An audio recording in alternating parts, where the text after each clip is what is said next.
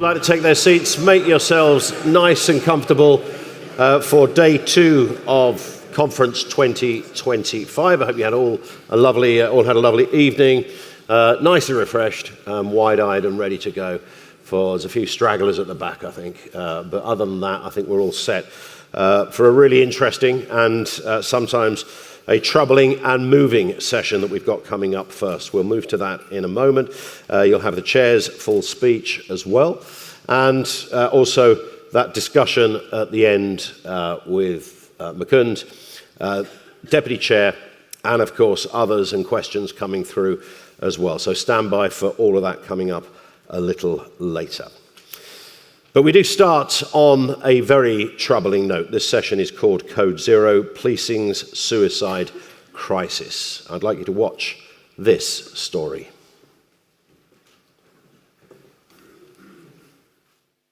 He was absolutely full of life. He would help anybody.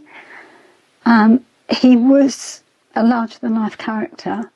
He was always up for a laugh. He just made people happy.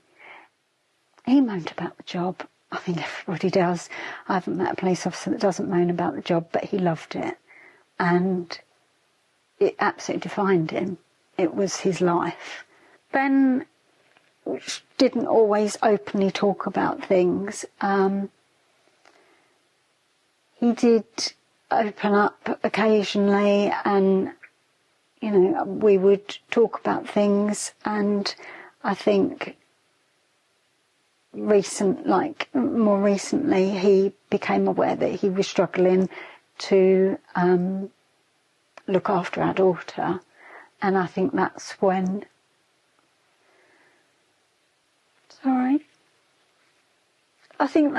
it became clear how much he was struggling, because she was the light of his life. He told me all about the allegation. He told me why he'd been arrested and the circumstances of that, which he absolutely denied any wrongdoing, and I wholeheartedly believe him. It was awful. It was absolutely awful. He was broken. It literally destroyed him. He was a shadow of his former self. He went from being the most outrageous, charismatic person. You almost saw the colour drain from him. He was grey. He wasn't eating, he wasn't sleeping.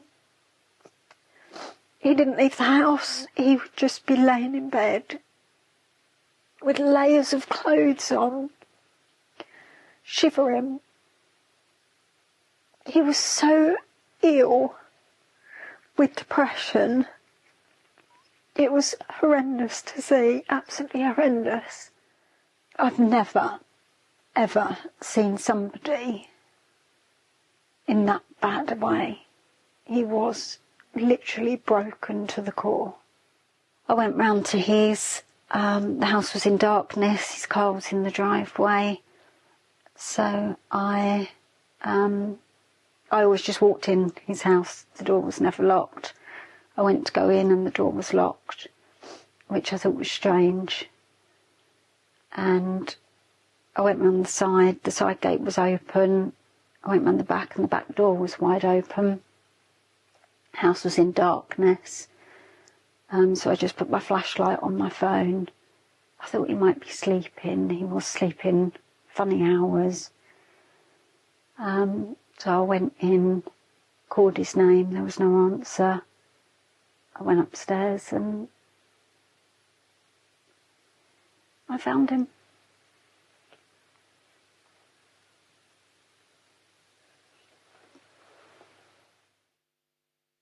Losing Ben has just been horrendous. I feel like my life stopped the day he died. I talk about him all the time. I think sometimes people get bored of hearing about him, but I'll never stop talking about him. Ben was served with gross misconduct papers on the 14th of January, and it's been reported that he received them well. I'll tell you why Ben received them well, because he made the decision on the service of those papers that he would take his own life. Someone needs to step in and stop this witch hunt of police officers. I think it needs to stop, and it needs to stop before we lose anybody else.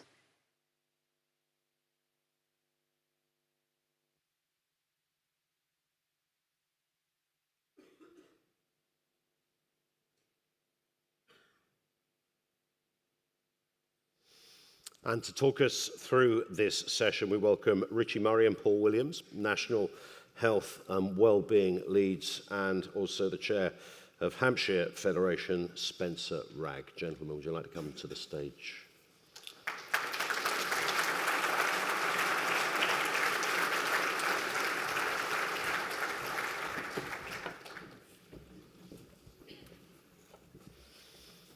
That was Richie.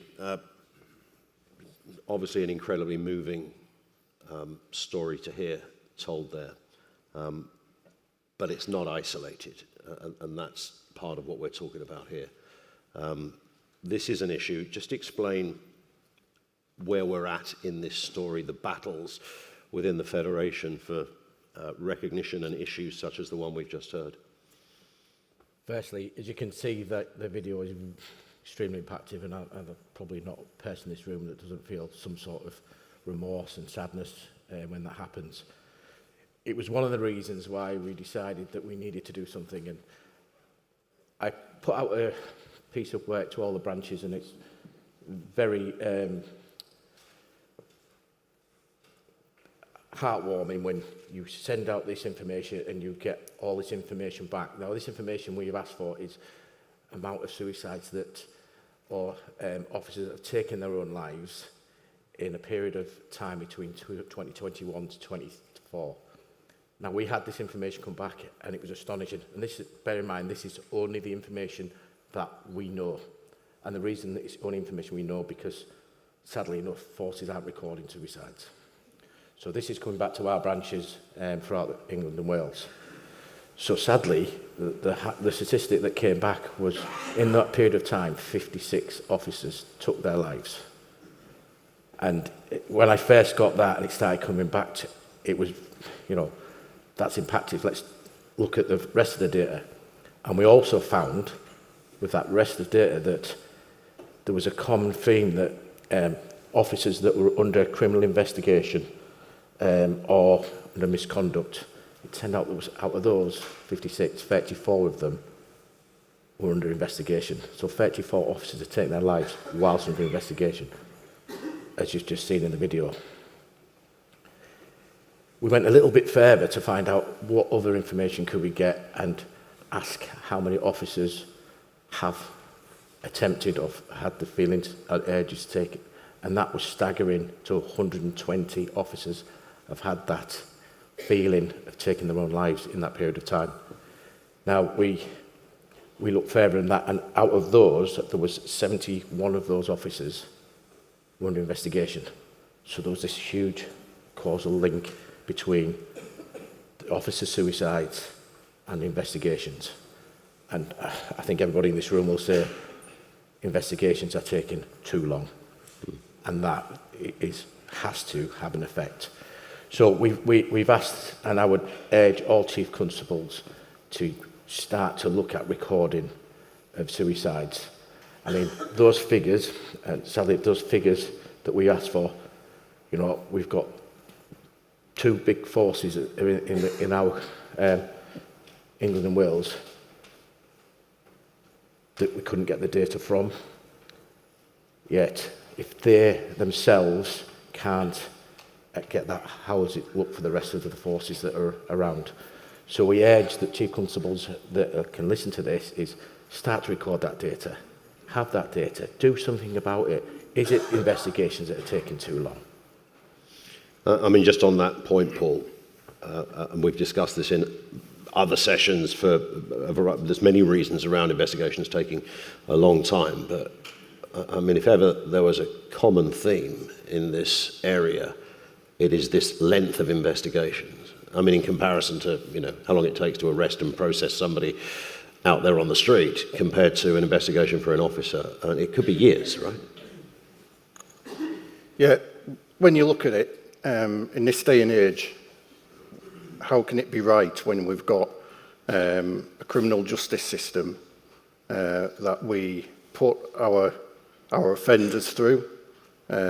We arrest criminals, we send them through a criminal justice system, through a process, we prosecute, they go to court, they serve a sentence, potentially a prison sentence. Now, that criminal could be done, released, back on the street a lot quicker than a police officer who's been served a basic misconduct form and put under investigation by their own force. Now, the pressure that that police officer is under is absolutely immense. It's potentially job threatening, it affects the family. And when you've got a criminal justice system, which we know is broken, that acts quicker than our own forces, when we're put under scrutiny ourselves as police officers to investigate criminals quicker, how can that be in any way appropriate way to handle our employees, our members, and as we discussed yesterday, as it was presented, our family?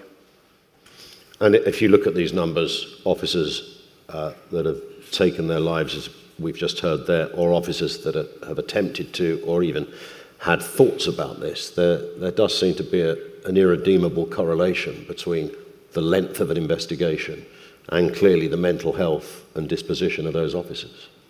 Yeah, absolutely.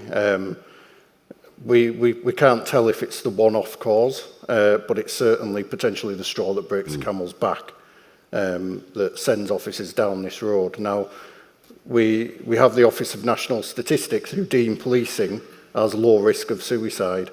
Now, we've probably got the most traumatic job in the country. We deal with hundreds of incidents of trauma every year, as well as managing our own trauma, and as we know in the room, vicarious trauma as well.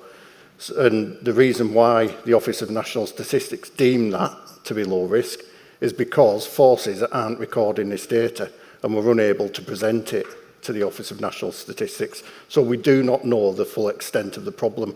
We've got some staggering stats here that we've gained from Richie, but that's just touching the iceberg. Yeah. It's not getting us anywhere near what the real scale of the problem is, and that's what we need to find out. And I think there's a genuine fear of us getting to that goal. Spencer, I know you have your own story in this area as well. You talk a lot around the country about this issue. What's your kind of overarching observations about where we're at on this terrible story? Ian, I think the sad truth really is that in society, 1 in 4 people will have suicidal thoughts at some point in their life. A number of people in the room, 1 in 4 of you we will have a bad day, but 1 in 4 will have suicidal thoughts. 1 in 15 will go on to do some sort of action about that. Sadly, since we lost Ben back in January, there have been 9 other officers or staff across the country that we've lost, who have taken their own lives. That's only the people that I know about. That's not necessarily an accurate figure, but there are at least 10 people this year, 1 a month. You think 140,000 cops, 1 in 4 will have suicidal thoughts, and that's just society figures. So that's just relationship issues, mortgages, choosing which one of your kids is the favourite one, those sort of general things. And then you come to work, and then you deal with all the trauma, the workloads, misconduct investigations, and you pile it on, and you pile it on, and pile it on. So there is no statistic around policing and how susceptible we are. I've been there. I've been at the point of about to take my own life.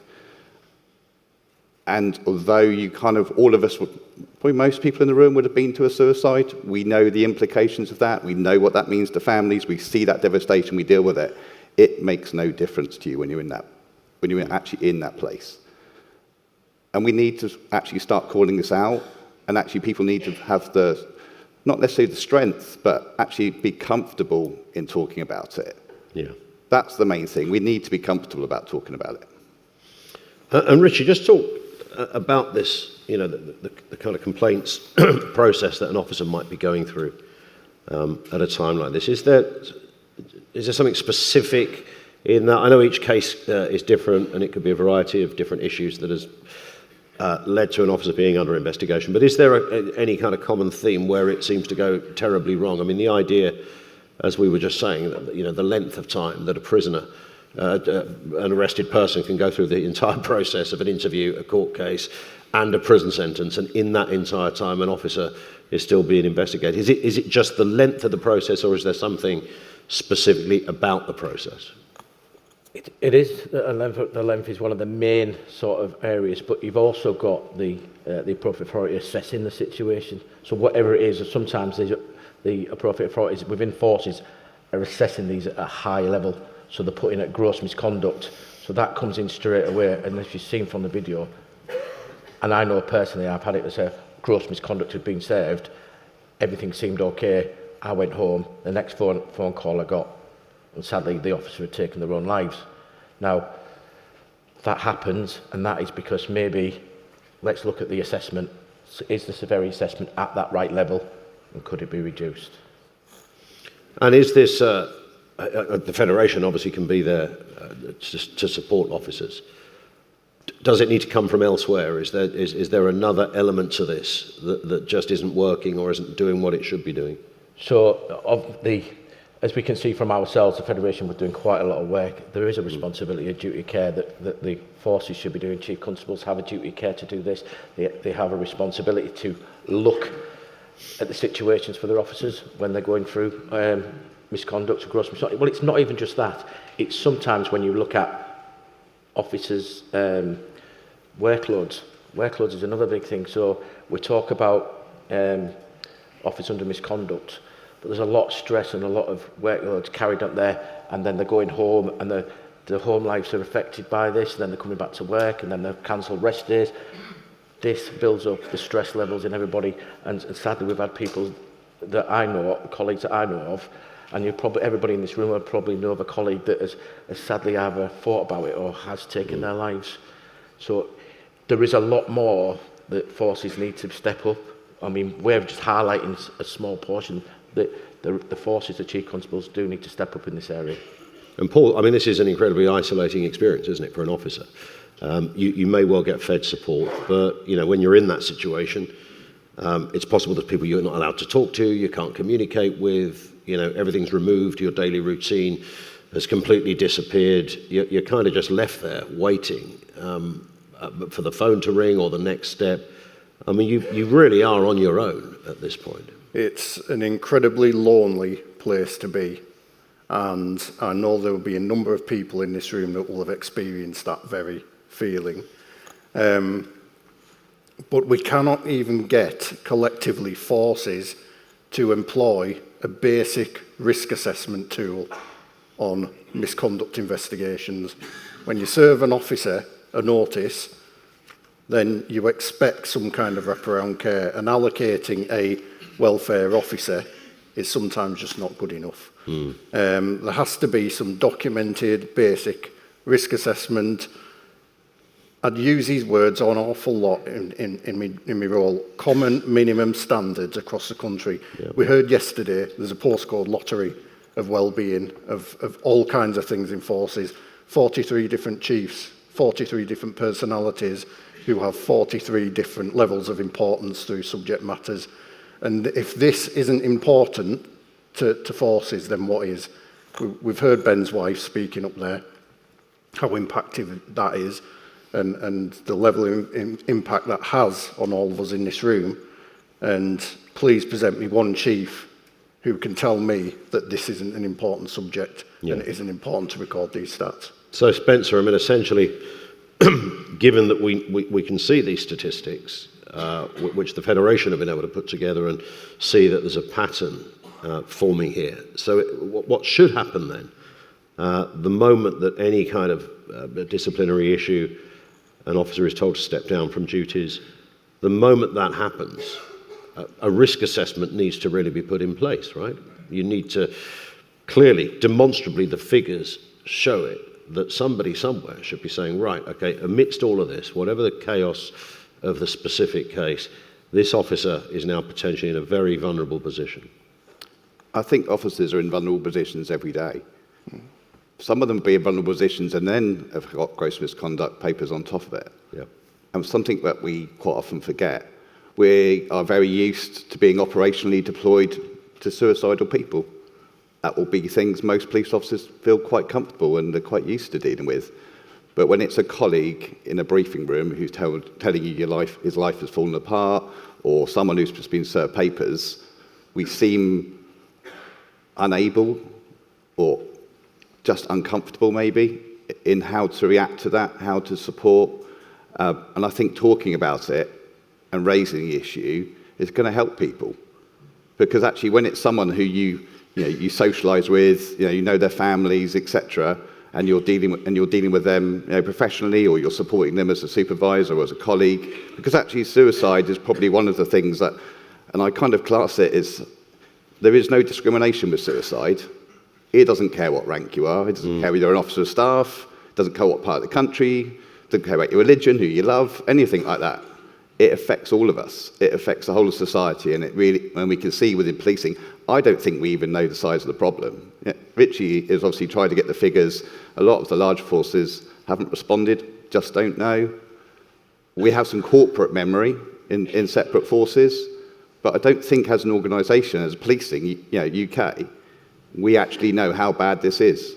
The scary number for me are those people that are having suicidal thoughts, that are out there at this moment responding to 999 calls, not feeling able to talk. Yeah. Because we don't know who they are. And we are putting them through more trauma, and they are just sucking it up until one day, that becomes too much.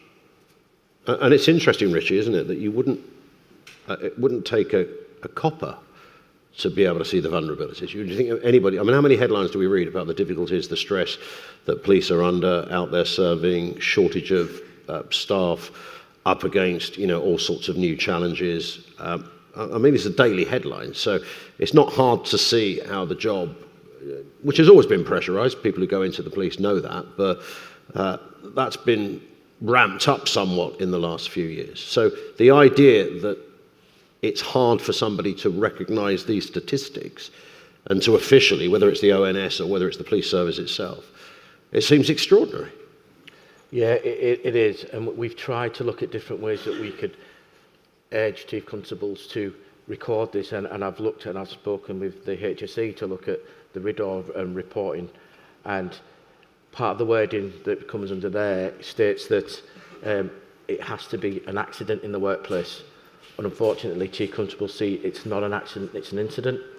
So part of the work we're trying to look at as well is to try to maybe change the wording under RIDDOR to allow it to be an accident/stroke incident in the workplace, which allows, and I really don't understand sometimes that if something like this has happened, don't you want to find out why it's happened, how it's happened, to be able to change that? Because if we could just have one life saved in doing that, that's one life better than we've just seen on that screen there.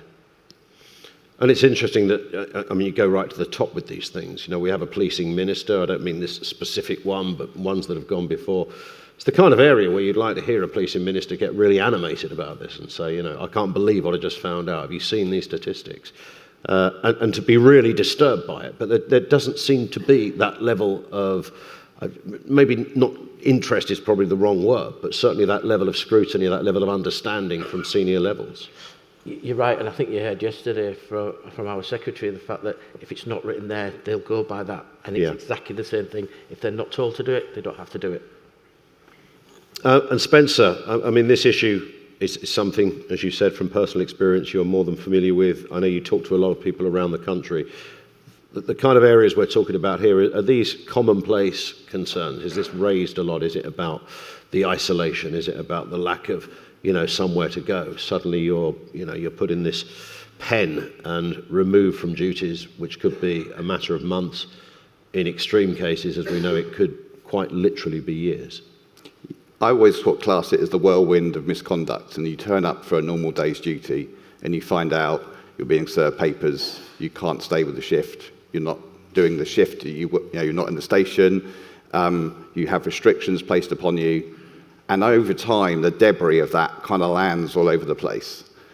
And I think we just need to just look at the impact, because do we as police officers expect to go to traumatic incidents? Yes. That's one of the reasons we're here. We expect to go and deal with that. We expect to step up and look after members of the public when we get those calls. Do we expect to be scrutinised? Yes. Should we be investigated? So, yes, I think we should. I honestly think we should. But there needs to be proportionality with it. There needs to be a real look at the proportionality, the length of time, and actually the impact on the officers. One of the things that a lot of officers who I speak to locally in Hampshire is the public vilification. You know, if they're being put in the media for whatever reason, that's a huge impact on them. You know, and that's on top of the prospect of potentially losing their job. And we haven't even got into the nature. Some of the stuff I've looked at is there was an officer who was investigated for breach of COVID regulations who took their own life. Something as simple as a breach of COVID regs, and that was the final straw. That can't be right, and this is something that we are doing to ourselves. You know, if there was 10 officers this year that had been run over by police vehicles, the government would be doing something about it. Yeah. You know, if there was some other common theme, but we just don't see that around suicide. And I think my view is that is because forces and officers and chiefs are just uncomfortable at actually lifting the lid to see how big the problem is. And Paul, I wonder if this is kind of the missing part of the kind of progress, if you like, of policing in itself over the years. Politicians and senior officers, very senior officers, have talked a lot about modernising the police force. The old kind of days of life on Mars, of the Sweeney, that's all gone. We have DEI initiatives. Some of that is, completely needed to happen, etc. But the one bit that hasn't moved forward is an understanding that, the average cop has not always got the thickest skin. They can be vulnerable, and they need some care and understanding when they're in those positions. That seems to be the same as it was years ago. You're absolutely right. It is the same. It's incredibly draconian. Again, we go back to yesterday, and this kind of theme was brought up, but well-being does seem to come last in every force. And we know now that obviously frontline forces are being or attempted to be bolstered by dragging people with adjusted duties out onto the street. The first thing that seems to be put in the bin is well-being hubs and basic well-being. Now, we heard yesterday from our CEO, £150 million that the Police Federation has recovered for its members through claims. Yeah. Some of them being discrimination claims, others personal injury. Now, that's over 3 years, £150 million, that's eye-watering. Forces will have spent not only paying that out, but probably twice as much on legal fees as well. So if we double that, £300 million, now forces are saying they're strapped for cash, why not pour that cash into well-being? Yeah. Stop killing our officers, stop discriminating, stop injuring. And I know there are things that we can't prevent, and then pour that money into well-being, and then we'll have less attrition rates. Yeah. We'll have better morale. We'll have cops willing to come to work. And it seems simple. I know it's not a simple solution, but it's an example of where we are. We're way behind the times, and there's some really draconian measures that forces are taking to put cops through the ringer for no real reason. Yeah. And this is a result. This is what we're seeing. But to address that could be simple, Paul, couldn't it? Yeah. It could be really quite straightforward. And I know, Richie, you talk a lot about this. It just seems that there's an old stereotype at play here almost. Our cops, they're tough old buggers. They're absolutely fine. Their skin is thick. Their shoulders are broad. They'll be fine. They can deal with this. Yeah, you're absolutely right. And I think it's one of the reasons why we have to look at how can we recognise this and how can we look into this. And I know Spencer's done quite a lot of work with STEP, and the Federation now are putting on a training package to assist our Federation officers to go through that, which starts next week. So chairs and secretaries, I urge you to go and have a look online and book yourselves on there. This just gives you an insight into how to recognise the signs and stuff, and it leads you on to using the Safe app. So just in conclusion, gents, I mean, Spencer first, let's look ahead to the next year or so. What needs to happen and needs to happen fast? But what are the voices that need to speak out on this to help that process along? Well, so myself and the Martyrs Media team have been pushing Step out across the country since March. And we've got a suggestion which will cost policing nothing, and that is an app called Stay Alive and the Grassroots Suicide Prevention, which links in to the training that Richie is arranging for reps. It's an app you could download from your phone today. It's an app I hope that none of us need. It's an app you don't need to be in crisis to use, because it actually gives you some signposting to assist others as well. So I've had that put on Hampshire and Thames Valleys. There's 8,000 police phones that's been put on, and we're asking and pushing for chiefs to put that on job mobile phones, which will cost them absolutely nothing. If that helps one officer, if that's an opportunity for them to reach out, it could save a life. We may never know that, but why would we not do something that could support ourselves, our friends, our family outside of work, that costs us nothing? I don't understand why there is a little bit of resistance. It's great that National Federation have now got behind that as well to push the message across, and I've got Unison supporting it for police staff. But just speak out. And if that's an opportunity to do that, then it's one way it can be done. And Richie, what's your wider message to chiefs and to politicians and those who should be involved in this process? We need to look at this recording. It has to be recorded properly. They need to get that statistics put there so we can be recognised of what risk we are. Are you hopeful for that? I mean, Absolutely. Are there rumblings that there are voices prepared Absolutely. to listen to this? And I'll let my colleague speak because he's done a lot of work in regard to that with the government. Yeah. Paul? We have had a motion tabled with the House of Lords to amend the Police and Crime Act to mandate suicide, recording of suicide and attempt suicide, which is our ultimate ask. But another ask is we are asking Chief Constables to take responsibility. We're asking for mandation of recording of these stats. We're asking that. We can demand it as well. But we've all got responsibility here to push this. We've all got a responsibility and a duty of care to step in. And the ask on the video was probably the most poignant one. Ben's wife wants somebody to step in. She wants someone to step in and stop this from happening again. So I'm going to do that. I'm stepping in to try and stop this from happening. But it's a big fight, and I'm going to ask everyone in this room to join me and implore your chiefs, please, push for it on our behalf and on your own behalf and on the members' behalf, because no cop out there deserves to have to go through this and take their own lives. And just briefly on that point, a word about, speaking to a mate, because that is also an issue. The Federation might be there for a lot of support, but, some people are proud. They don't want to talk necessarily to somebody in the canteen or even somebody they're out with on a job. They might resist going there, but there's nothing wrong with a chat. There's absolutely nothing wrong with a chat, and good leadership starts with good line management as well. I know we talk about leadership from the top, but it also starts with us in the Federation. And we've seen the banners up for the Ask Twice campaign that we set up in 2024. And that means what it says on the tin, ask twice. And if we can see the symptoms and we know somebody is struggling, let's ask them and then ask them again and again until they feel comfortable in coming forward and telling us that they're actually not okay. If we intervene soon and we get there soon, we can potentially save a life, and that's the ultimate objective. And Spencer, just remind us of that app again, for those who didn't catch it. So it's called the Stay Alive app. It's available on the Apple Store. It's from the grassroots suicide prevention charity that I work with, based down in Brighton.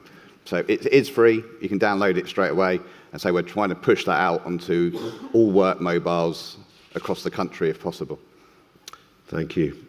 Gentlemen, it's a tough subject, but it's one that has to be talked about. And let's not let this one go. Spencer, Richie, Paul, thank you to our panel here this morning. Cheers, guys. Cheers.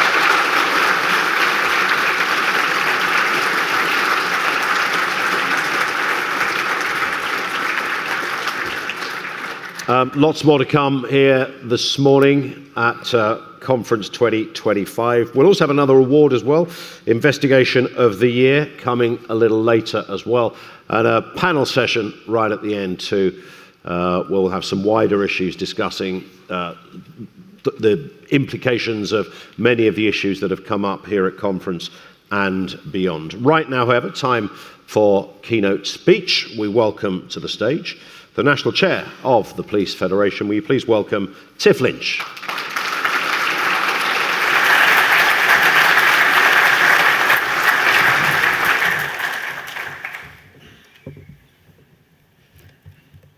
Borodar, and good morning, delegates. I make no apology for the sombre start to today.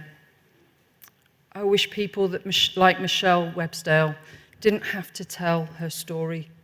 And I wish people like Spencer Wragg didn't have to lobby forces to do the right thing on prevention. And I wish people like Richie Murray and Paul Williams didn't have to work so goddamn hard to compile accurate data to demonstrate what policing needs to do. I wish that my colleague Brian Booth didn't have to speak to MPs and peers about the tragedy that's right in front of us that nobody seems to know about. And I wish that you, our branch reps, didn't have to deal with the aftermath of suicide within your forces. But you do. We talk about the job getting more dangerous on our streets. It's even more dangerous in our heads. Every case is a tragedy. Every case sends a jolt right through the force. We've had too many funerals, too many wakes, and too many anniversaries. Conference, it's got to stop. We know what needs to change. First, admit there's a problem. Forces need to record suicide and attempted suicide. And if they won't, the law needs to change to make them. Police officer suicide needs to be reportable under RIDDOR so that it's properly investigated. And if the Health and Safety Executive disagrees, let's force a change in how they work. Second, invest in the prevention. Don't wait for a tragedy to act.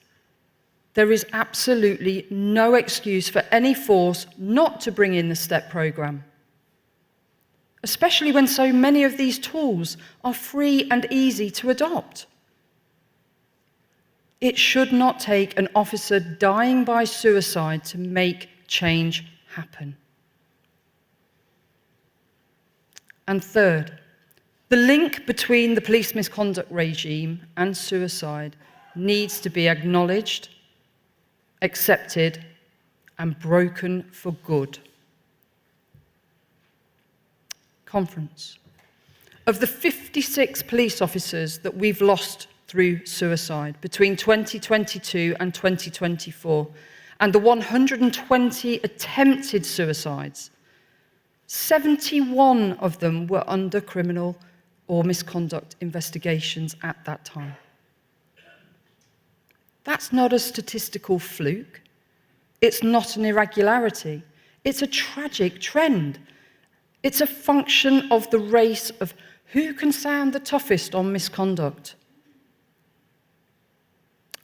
And in that race, what gets left behind? The duty of care that's owed to you. Risk assessments, proper welfare checks, compassion, and the professional respect to treat people with dignity. The misconduct regime has to exist to get rid of people that simply aren't fit to wear our uniform. It must be rigorous to protect us and to protect the public. But it shouldn't take the Police Federation of England and Wales to be the conscience of policing and ask, why are so many people involved in these processes dying? We have been clear what's needed on this. Despite our work, despite advocacy from Oscar Kilo and other wellbeing organisations, despite the Samaritans' support, the progress has been too slow. So it's time to do something different, to leave no stone unturned, and to examine the data, to hold leaders to account, and to prevent any more deaths, because one more is too many. And we're not waiting for the law to change or for someone to grow a conscience. We're pushing politicians to change it. Following a series of meetings with the Lords, our amendment to the Policing and Crime Bill, making it the law to report suicide and attempted suicide, has been tabled by Lord Bailey of Paddington. It is supported by peers from all parties, and it will be debated in Parliament early in the new year. Conference. That's the sort of leadership I believe in, one that will deliver for you. I was proud to be elected your national chair this summer. I have the privilege of going round the country, meeting you, our reps, who give so much of your time, your energy, and expertise in supporting our members. And meeting so many of our members whose dedication and experience in policing requires our help like never before. I want to talk about how we move forward together, how we lead together, because it's time for change. You will see no better example of that than Conference this year. There's no Home Secretary. Every conference that I can remember, the Home Secretary is pitched up.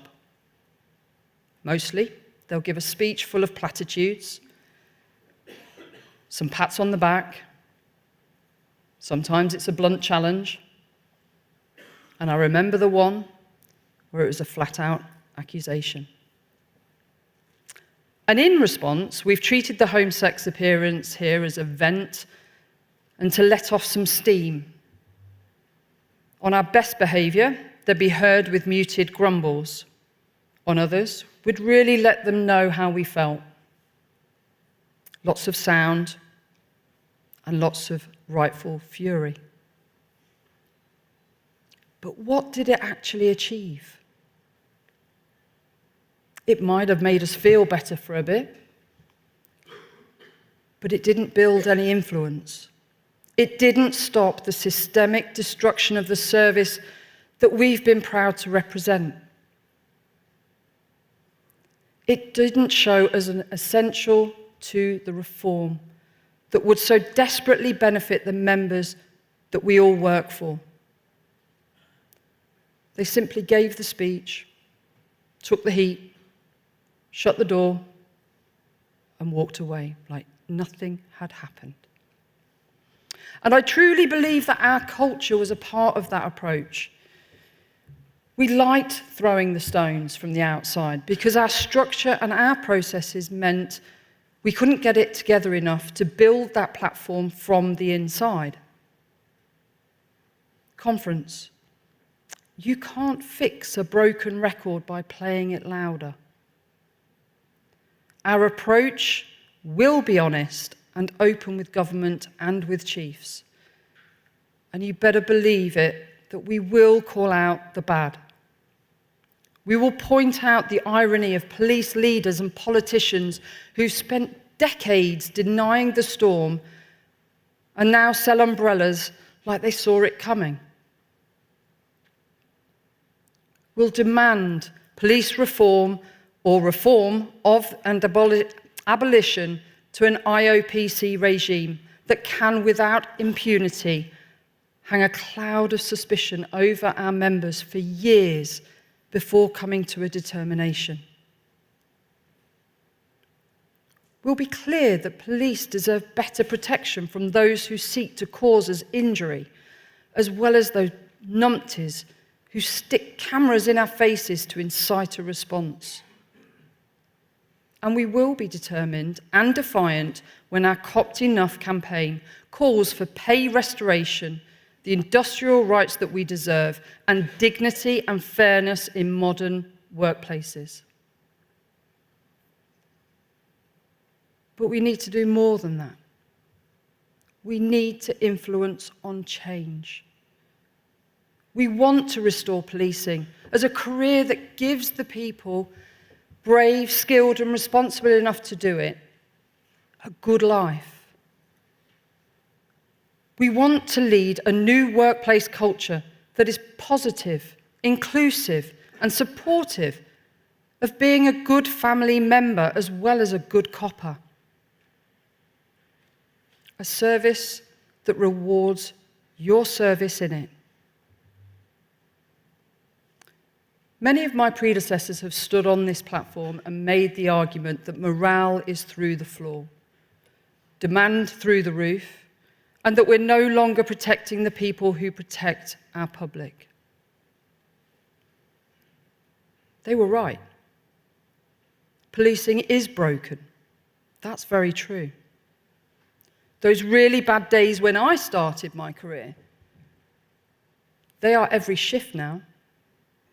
We're hemorrhaging experience. We're beaten up physically and metaphorically. With a punching bag society and social media reaches for, late finishes, missing breaks, decisions made by algorithms rather than common sense. I get it. It wears you down. Policing can't just stick a mindfulness app on the internet and say, we've taken care of our people. We've got to fix the day job. And that means proper staffing, realistic workloads, and leadership that asks, what are you facing instead of how are you feeling? But then does something about it too. But conference, being right just isn't enough, because that anger is forged in experience. We must use that collective experience of everyday policing to set out the changes we need to see. Because if not us, who? The track record on police reform isn't exactly a Grammy winner. Police reform's been stop, it's been start, with a heavy bias towards the stop, or a change of government, a change of Prime Minister, Home Secretary, and then we're back to the drawing board again. So in that vacuum comes the mad little ideas. Let's have fewer forces, because bigger and more remote is always better. Let's have an algorithm that decides where crime will be. Well, it turns out it was always in the same underfunded postcode, policed by the same underfunded, exhausted officers. Who knew? And you can guarantee that someone will always pipe up with AI or procurement, and after which everyone nods sagely and proceeds to do the square root of nothing. What's the reality out there? Conference. We can't even get our uniform right. We're pouring more bodies into a leaky bucket. We're breaking proud and brave people. but pride doesn't pay for petrol in your car. And bravery doesn't make the bills disappear. The world that we signed up to 5, 10, 20 years ago, or even 30, isn't the world we're operating now. The budgets are tighter, the workloads are heavier, and the political and public rhetoric is angrier.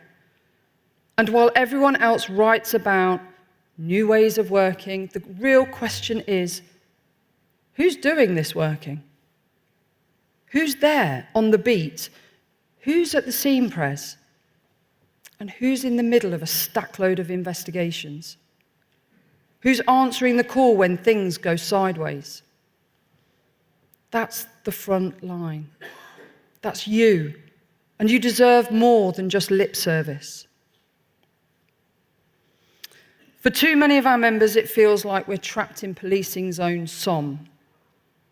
The people in the trenches taking the hits, while the generals study the maps and wonder why morale is so low, before simply doing the same as before. Conference. I can understand the cynicism and disengagement as a reaction of that sorry state of affairs, but it won't change them. It's time to change that record. Police reform can't happen without sustained investment, but it will not happen without you. We've got what the chiefs and the mandarins haven't, the recent lived experience of what policing is like on the streets, in the homes where violence pervades, online where threats multiply exponentially. We can taste the blood in our mouths after each assault. We know what it's like to grade images of child sexual abuse and then go home and play with the kids like nothing's the matter. We know the frustration of another botched IT rollout, and we feel the inauthenticity of another "we really care, honest we do" initiative. We experience leadership in all its forms. Who better than you to comment on what needs to change? So, we will need to be the force for that change. We get tarred as being cynical, but the cynics are the politicians and the media using, policing and police as a football to kick around because it suits their particular agenda. We're not the ones saying record numbers of resignations aren't a problem, because we can just lower the bar for recruitment until any Herbert can walk through the door. No disrespect to anyone called Herbert. We're not the ones using misconduct or vetting as a Trojan horse to get rid of anyone whose face simply doesn't fit. And we're not the ones telling constables a pay deal barely scraping the cost of living increase is what they, and I quote, deserve. And let's remember, they recommended that we got less.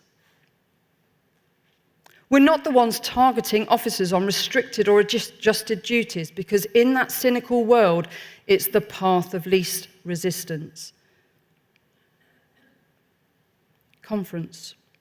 In spite of all of this, I am hugely positive about policing and about its future. I still believe in what this job can be. Not the headlines, not the bureaucracy, and not the nonsense, but the real human work that happens in every street, every shift, and every station. That belief isn't blind optimism. It's built on experience, the experience of thousands of officers who still turn up, step forward, and make a difference every single day. If police reform is consistent and listens to those officers, truly, truly listens, there's every reason to be hopeful. Because no one understands what needs fixing better than the people actually doing the job. They know what works, what doesn't, and what would make the biggest difference to public safety and those whose bravery builds it. When reform starts from the ground up, not the top down, we get more than policy papers and press releases. We get progress that lasts. And I know what some people will say. It's too late, that it's not like it used to be. You've all heard it. The Juliet Foxtrot mentality. The job's well and truly, well, you know the rest. But it's not. What's broken is morale. What's broken is trust. What's missing is leadership that listens and pays that respect to the people who keep showing up every single day. The job itself, the purpose, the people who've got your back, the moments that still make your heart race, the laughs you have with people who've got your back, that's still there. It's still worth fighting for. So no, the job's not done. It's waiting to be rebuilt by people who still believe in what policing can be and who refuse to ever give up on it. We are realistic about policing, but we are also positive. Because we've seen and felt what policing looks like at its very best. And we know that with the right voices finally being heard, it can be that way far more often. But with that positivity has to come honesty. Because the simple truth is, the people who want bad cops gone the most are the good cops who have to serve next to them. They're the ones whose hard work is overshadowed, whose integrity is questioned, and whose pride in the job takes the hit. There is no organisation out there more proud of policing than us. So there should be no organisation so fiercely committed to making it better. Doing this means we won't shy away from misconduct. We confront the issues that make our workplace a bad place for far too many colleagues. We face it, we fix it, and we make sure it never defines us. Because the story of policing isn't written by its worst moments. It's written by the people who refuse to let those moments win rather than stand idly by. That's why I think it's right to condemn incontrovertible evidence of bad behaviour. Not because it makes a good headline, but because it demonstrates to people having to serve in those conditions that we hear them and we won't stand for it. From custody suites to community beats, we won't stand for it. Where decent, dedicated officers are made to feel alienated for doing the right thing, we won't stand for it. Where the loudest voices drown out the bravest ones, we won't stand for it. Where silence is being a mate and integrity is being a rat, we won't stand for it. Because the culture we want in policing isn't complicated. It's one where respect runs both ways. Where people can call out what's wrong without fear and be backed when they do. Where leadership means listening as much as it means directing. That's how you rebuild pride, through leaders who earn trust, not demand it. Through colleagues who look out for each other and not look the other way. Ours is a service about service. It's about the people who keep turning up, the ones who still believe in duty, even when the system feels like it's given up on them. And it's about saying enough. Enough of being taken for granted. Enough of being told that's just how it is. Because it doesn't have to be this way. Conference. We will speak with clarity, with courage, and with conviction. We will fight without fear or favour for pay that respects, investment that supports you, workplaces that protect you, and culture that restores pride to policing. We'll tell the truth even when it's uncomfortable. We'll challenge power even when it's unpopular. And we'll never stop believing that this job, the job, is worth fighting for. Because policing is still full of good people doing extraordinary work in the most extraordinary times. The job isn't broken, the system is. Its people are. Let's begin this work together to fix it. Thank you, conference.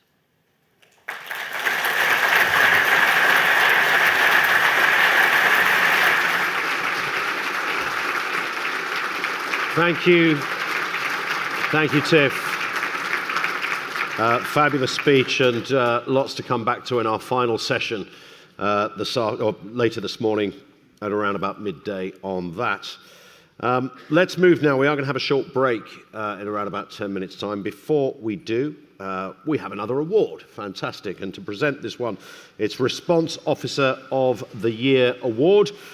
We welcome Assistant Chief Constable Matt Doyle from GMP, also the lead NPCC lead for response policing as well. Matt, I think you're going to come to the stage for us. Good afternoon. Nice round of applause for Matt.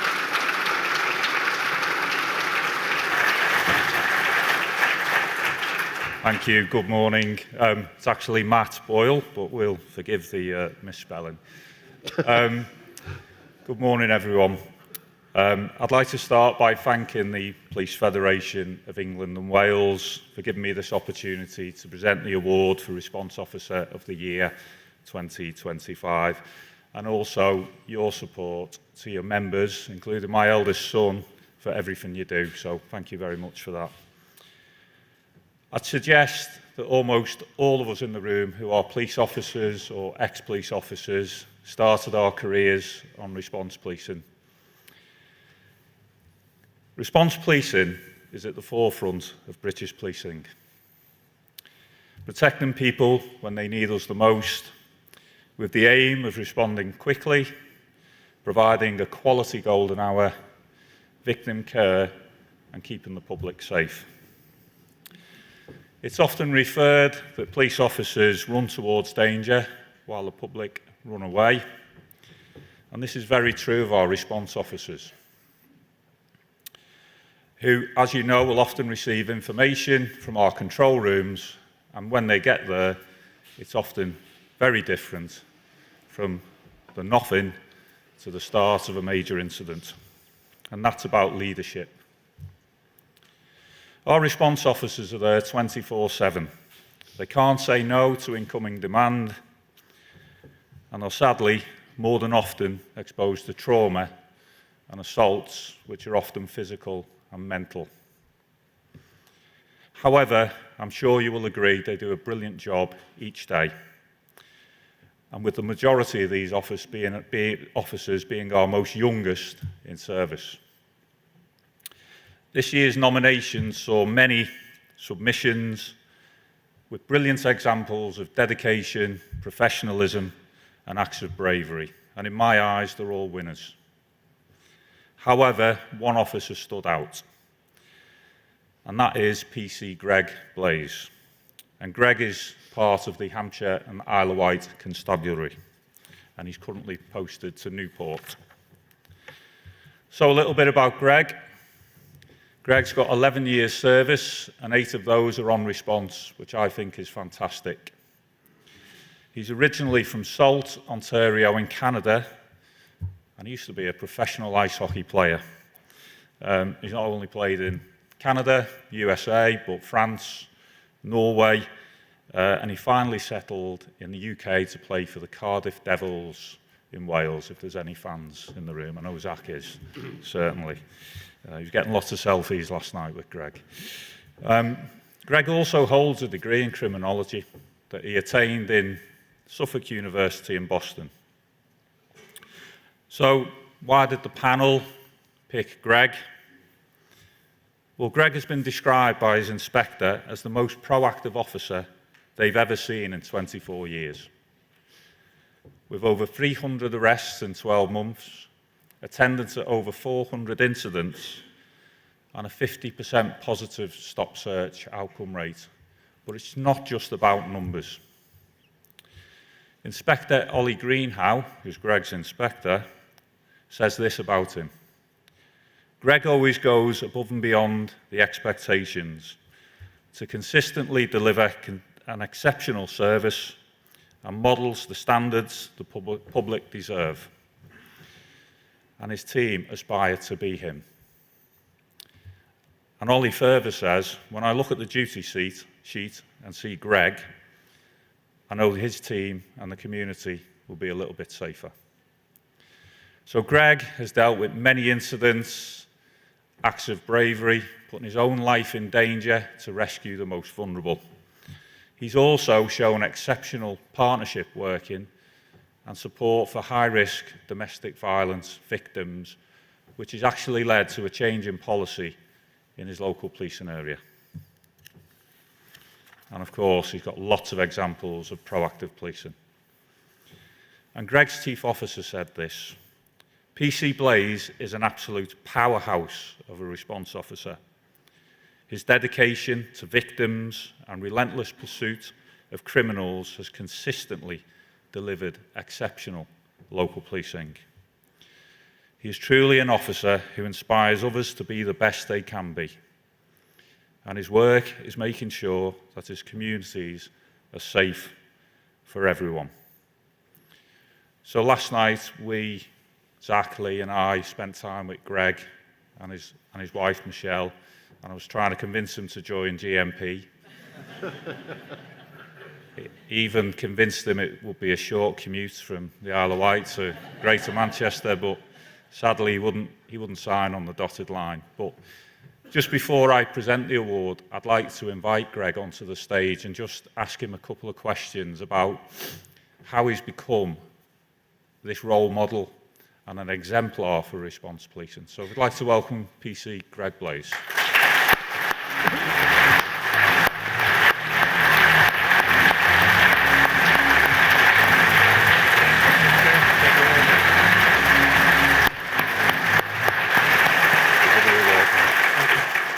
So if it's okay, I would like to hand over to our Response Officer of the Year, PC Blaze. He was telling us about the ice hockey fights last night, and apparently there are paid members of the team who are just the fighters. Greg was a goalkeeper, so calm down, calm down. Greg, can I just ask you about what it takes to achieve exceptional standards consistently, day in, day out? I think it just starts just turning up, being prepared. I come in early in my shift, and I just kind of know what's out there. And I ask the other teams, like the neighborhoods teams, the Indel department, and just go from what's outstanding, what's needed to be done that day, and I focus on what needs to be doing. I work very closely with our DAS team, or domestic abuse team, to see who's wanted and what victims need to be contacted, and right from there, right from briefing, I just go right on it, especially who's outstanding and who's wanted. So I'll go out after those and bring them into to custody, and it's all about being prepared and knowing what you're going to get, and then that's all I do, really. I'm out there just to support the victims and keep the public safe, and that's what I enjoy doing. Greg, you described that in so simple terms that a mere mortal like myself finds hard to believe. You heard the chair talk about the challenges in policing, and actually there's a lot of work to be done by leaders right across policing, and it starts with yourself and your colleagues and the many thousands of colleagues across the country. So we're made up of a young in-service police force, and we were talking about this last night. What's Greg's advice to brand new PC Boyle who's just walked into the police station with the kit bag? Just turn up every day, rain or shine. Just never give up. You know, there's light at the end of the tunnel, and just work hard and, you know, do what's best for everyone and the community, and make everybody live in a better, safer place, and just keep moving forward, and you know, just be positive, because like I said, there's light at the end of the tunnel, and just never give up and keep working hard. Thanks, Greg. I'm sure you can see how humble Greg is, but his professionalism, his dedication, his motivation, it just shines through. Having spent some time online with Greg a couple of weeks ago, and then a lovely evening last night, he's truly inspiring, and I'm sure you will agree. So, ladies and gentlemen, this year's Response Police Officer of the Year is PC Greg Blaze. Thank you so much, Greg. Thank you.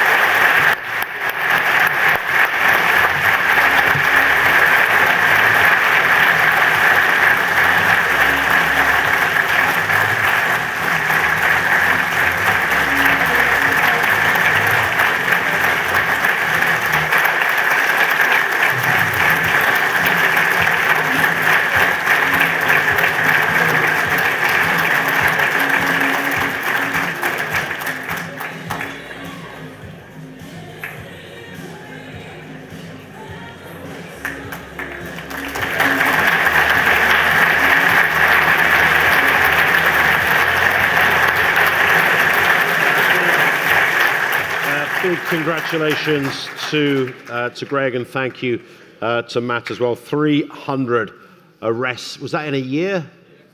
And 15 of those were last night at the free drinks bash, apparently. So he doesn't miss a trick. Listen, we've got a very short break. We are back with more in around about 30 minutes. We're back in here at 11:15. So enjoy the break, enjoy a cup of tea and a biscuit. 11:15 sharp if we can for the next session. Thank you.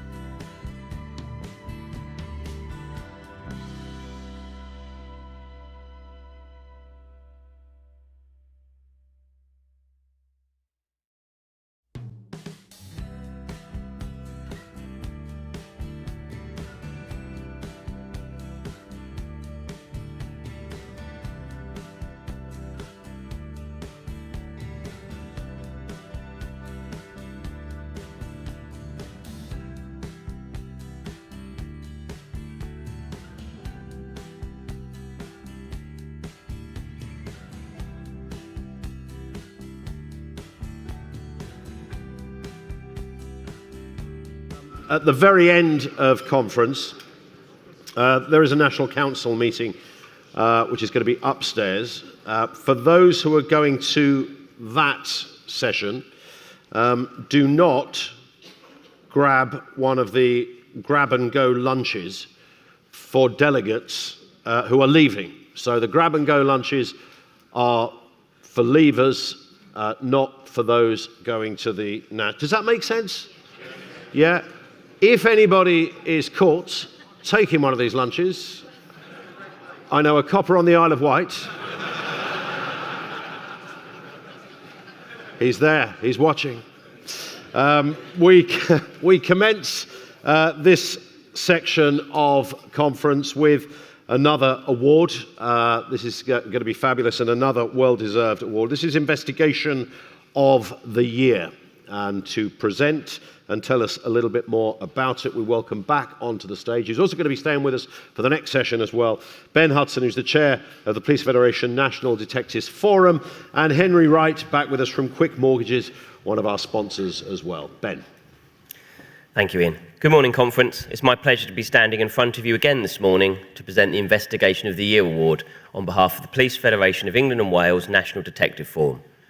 I'm pleased to welcome back on stage Henry Wright from Quick Mortgages, our sponsors of the Detective Awards and webinars throughout the year. The criteria for the award is the individual or team of detective officers that, in the judgment of the panel, have demonstrated an outstanding ability in the field of detective work within a particular complex investigation, whilst displaying the highest standards of detective officer skills and abilities. In our two joint winners for this year, the criteria was more than met, and as a panel, we simply couldn't decide between the two of them. They are very challenging and demanding major investigations. Op Lyon and Op Geneva simply stood out against all the other nominations received. On Friday, the 24th of May 2004, Amy Gray and Leanne Miles were sitting on Bournemouth Beach, chatting and enjoying the late evening view. At 11:38 hours, they were approached from behind by a stranger who proceeded to viciously attack them with a knife in an entirely unprovoked and ferocious manner, chasing them around the beach as they desperately tried to get away from him. The suspect fled, leaving both victims with appalling injuries. Sadly, despite the best efforts of medical staff, Amy died at the scene. What commenced thereafter was a complete cold case Cat A murder investigation, solved by painstaking attention to detail, tracking the movements of an unknown suspect to create the opportunity to identify them and bring them to justice. Let's watch a short video about our joint investigation winner of the year, Op Lyon, Dorset Police.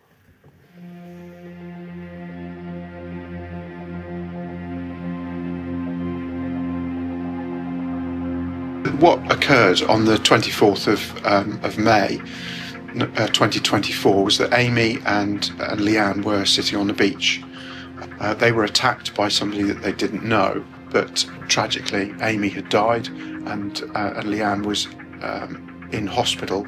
We needed to speak to Leanne, but also to make sure that other things that needed to be prioritised, such as house-to-house inquiries, searches of the area, forensic examination of the scenes, and reviewing as quickly as possible, but meticulously, the CCTV evidence that we did have to try and identify who was responsible for this terrible attack.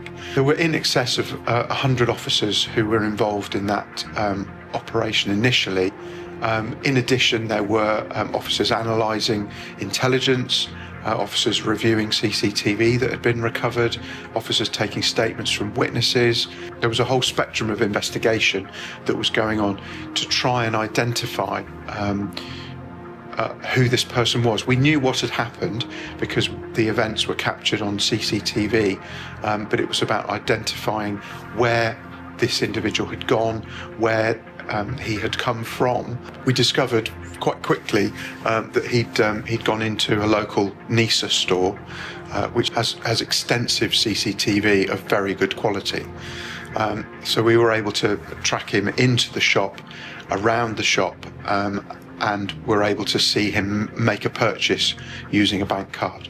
That gave us a name and an address and very quickly after that we were able to attend that address, and we located and arrested Nathan Sardi for the murder of Amy Gray and the attempted murder of Leanne Myers. And when the guilty verdicts were announced, it was a massive relief and a vindication of all the hard work that everybody had done, the whole team that had pulled together to make this such a successful prosecution. It's a horrible set of circumstances, but our job is to get justice for the families and to present a professional and robust investigation that is beyond reproach. So the commitment and the dedication was second to none, and it just demonstrates the dedication that has to go into these investigations. The team is Simon Huxter and Sarah Gedge.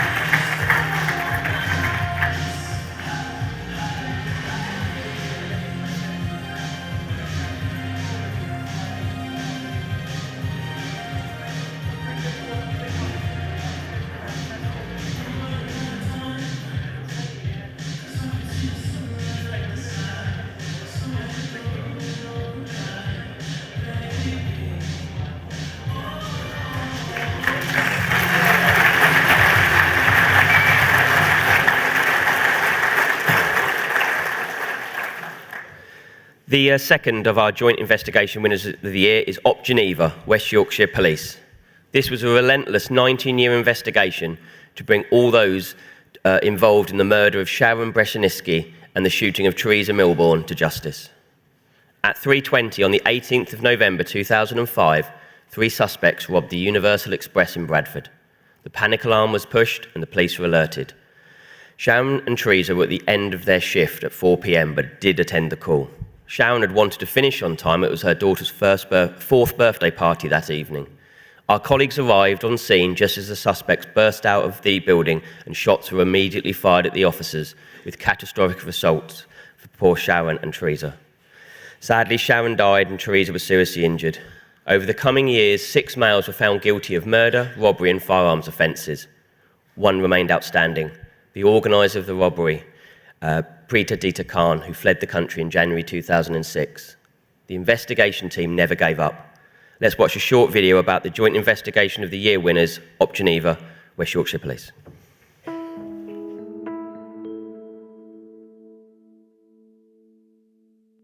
Operation Geneva was set up after the murder of PC Sharon Breshenisky in Bradford in 2005. It was a huge undertaking. It was probably the biggest investigation West Yorkshire's run since the Ripper investigation. It was clearly a very difficult time for the force, emotive. 1 officer dead, another one shot and seriously injured. We knew nothing about the assailants to start with. The technology that had been put into Bradford at that time with ANPR cameras allowed us to track some vehicles. Those suspects had dispersed across the UK, and then there was a massive manhunt up and down the UK with a huge amount of officers across the country.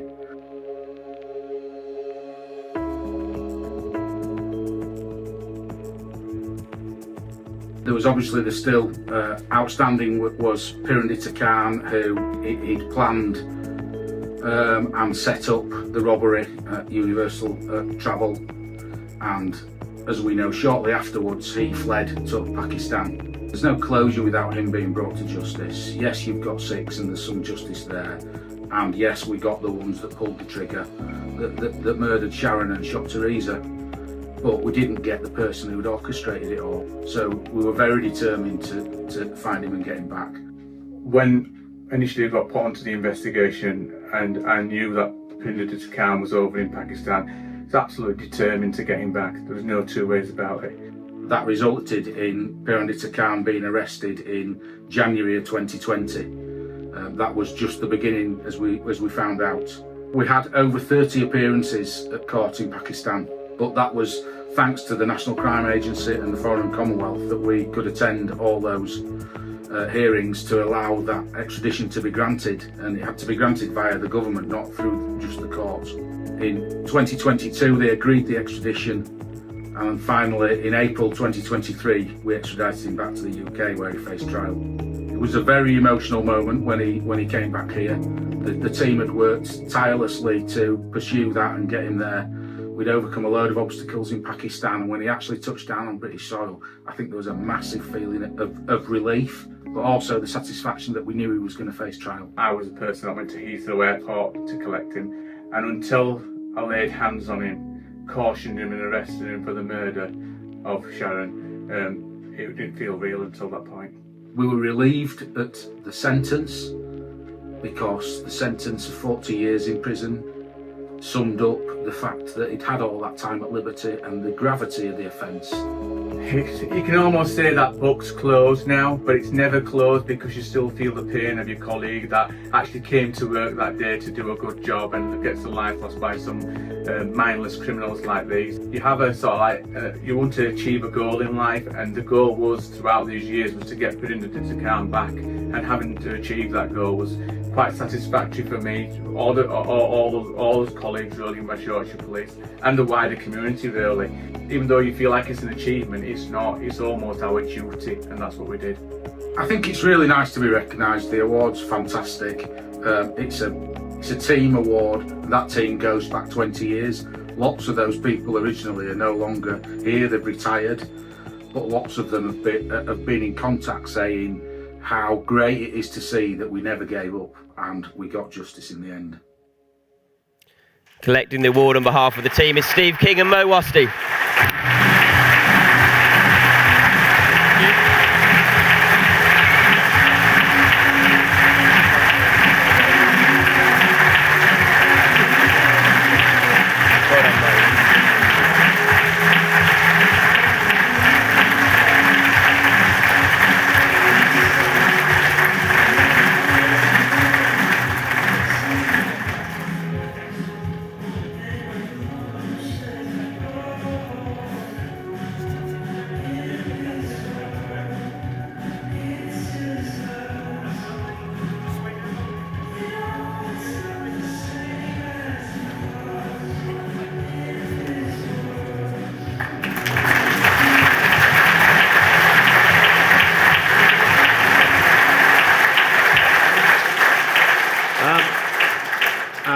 Congratulations, incredible stories, as we would all agree. Ben is staying with us because the next session is a DG6 update. Ben's still with us, of course. We're also going to welcome onto the stage Director of Public Prosecutions, Stephen Parkinson, and Chief Constable Tim De Meyer.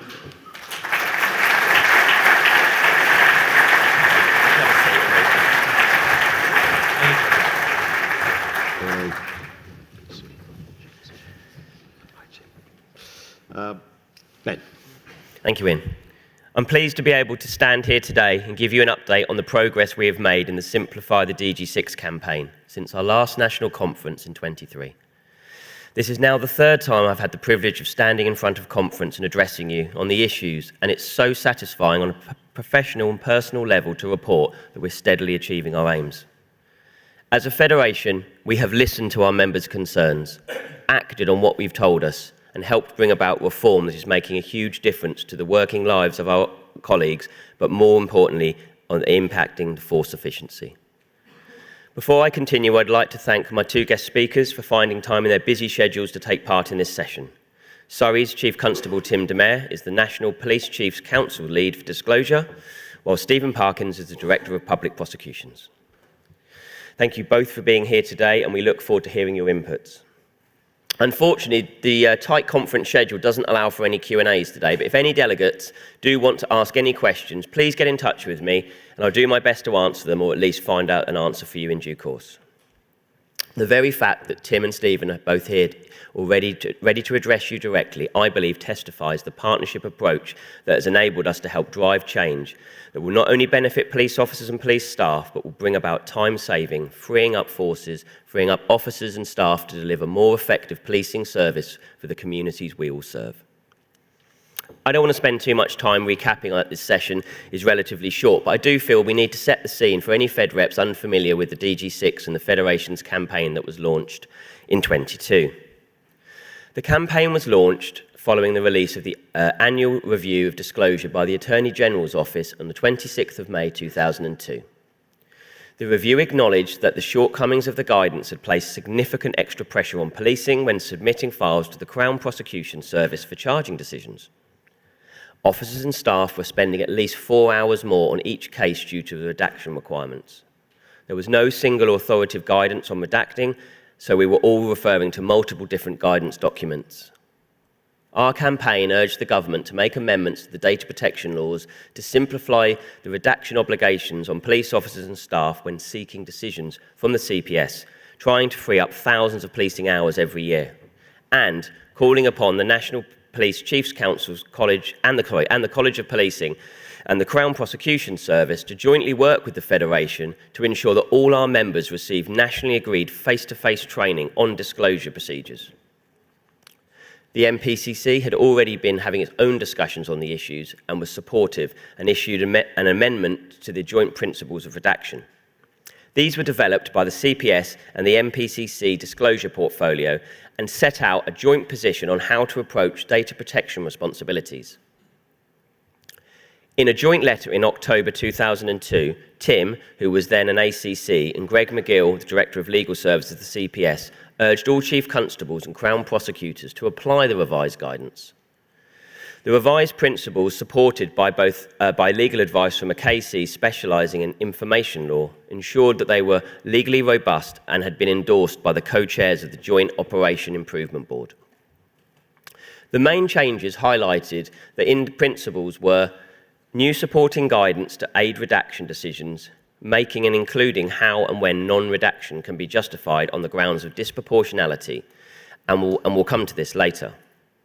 Updated FAQs following feedback from common disputes, changing our approach to data minimalisation in favour of pragmatism, including when to consider redaction of occupations, dates of birth, vehicle registrations, numbers of suspects not charged, and names of potential witnesses from witness statements. The Federation then issued a toolkit giving detailed guidance about how to apply the revised guidance, and we circulated this to all our members throughout our 43 branches, providing advice on how it should be applied. We also won support for amendment to the Data Protection Act from MPs who supported the creation of a data bubble between the police service and nationally and the CPS. Interestingly, the independent review of disclosure carried out by barrister Jonathan Fisher KC and published early this year also called for the same bubble. In addition, a number of recommendations addressed one of my primary requests in the campaign to launch standardised training across policing, which I feel is essential to ensure consistency and driving efficiencies. The recommendations called for national learning standards for all new officers covering operations of CJS and the importance of disclosure, a cross-agency disclosure learning standard, and a senior disclosure officer accreditation pathway helping to set consistency standards all those managing complex criminal investigations, and regular reviews of these bronze and silver training standards and learning across the College of Policing. I am sure Stephen will give more details on this review and the recommendations in his own speech. So as I said from the outset, it is clear that our campaign not only has gathered support, but is helping deliver meaningful change and significant change. 3 forces are currently involved in a proportionate file build trial: Cheshire, Merseyside and Kent. Feedback so far is exciting to say the least. In Cheshire, for example, they're achieving a 97.2% compliance rate within the first 2 months of the trial's launch. They've already saved 5,000 policing hours, and workloads have started to decrease as officers and staff are having more time to actually deal with their workloads. One sergeant told me the trial has been an absolute dream. Meanwhile, in Kent, almost 400 files were submitted in 5 weeks. They're seeing a 37% saving on file building time, and they hope that this will rise to 40 to 45% over the coming months. A sergeant on their victim-based crime team said, genuinely, this saves saving time on file building, and the pilot will assist to creating capacity for officers to get more done. We're already seeing better engagement with victims. So improvements are benefiting police officers, police forces, and victims of crime, who are seeing justice more quickly, and suspects who are no longer not on bail as long. The trial will soon be rolled out to Sussex and Surrey, who are next in line. So we will watch with interest and continue to push for change that we need to see, and perhaps maybe a rewrite of the DG6. Could DG7 be the answer? Over to you, Tim.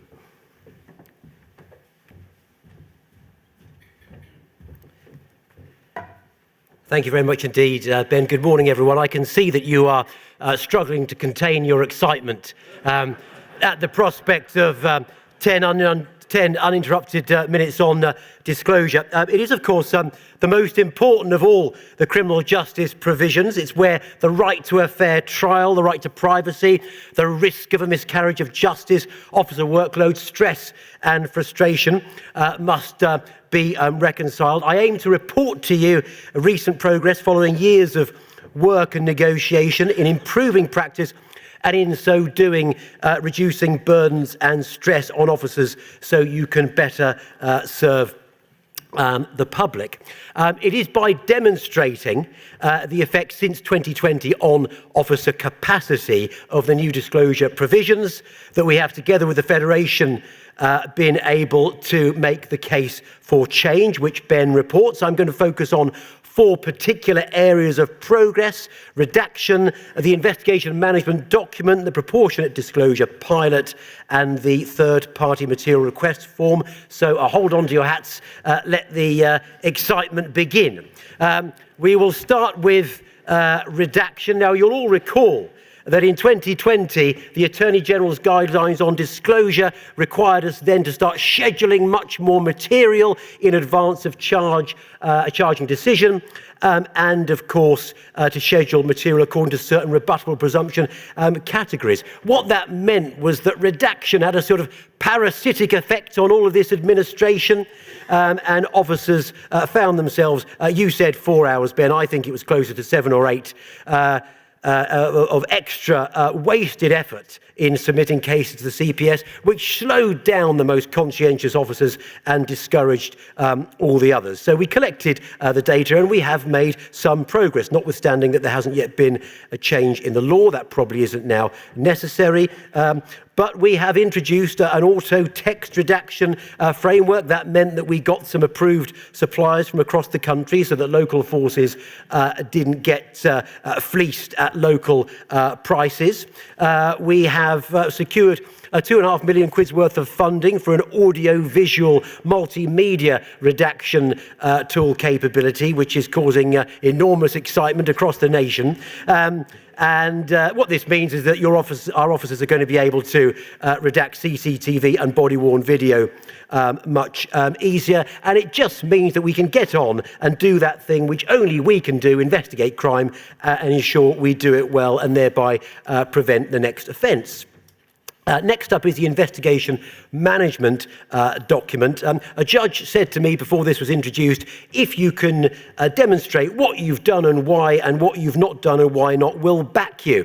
Unfortunately, we couldn't, and that's why we had all of those miscarriages of justice. That was the genesis of the investigative management document, but it was rather unwieldy and too time-consuming. So we have a new form which has been designed by practitioners in the field. We recognise it was all too long and time-consuming before, and it was observed really in the breach as people simply didn't complete it. Now, we've got a cracking 60-strong champions network in the disclosure field, and we brought some experts together to come up with a much new and improved streamlined IMD. We've slashed it from 11 pages to 3. We've removed the duplication, and we've also changed the point of completion to post-charge. Originally, it was supposed to be a sort of diary, not a memoir, but to be frank, no one did it in that way, so we've got to be realistic.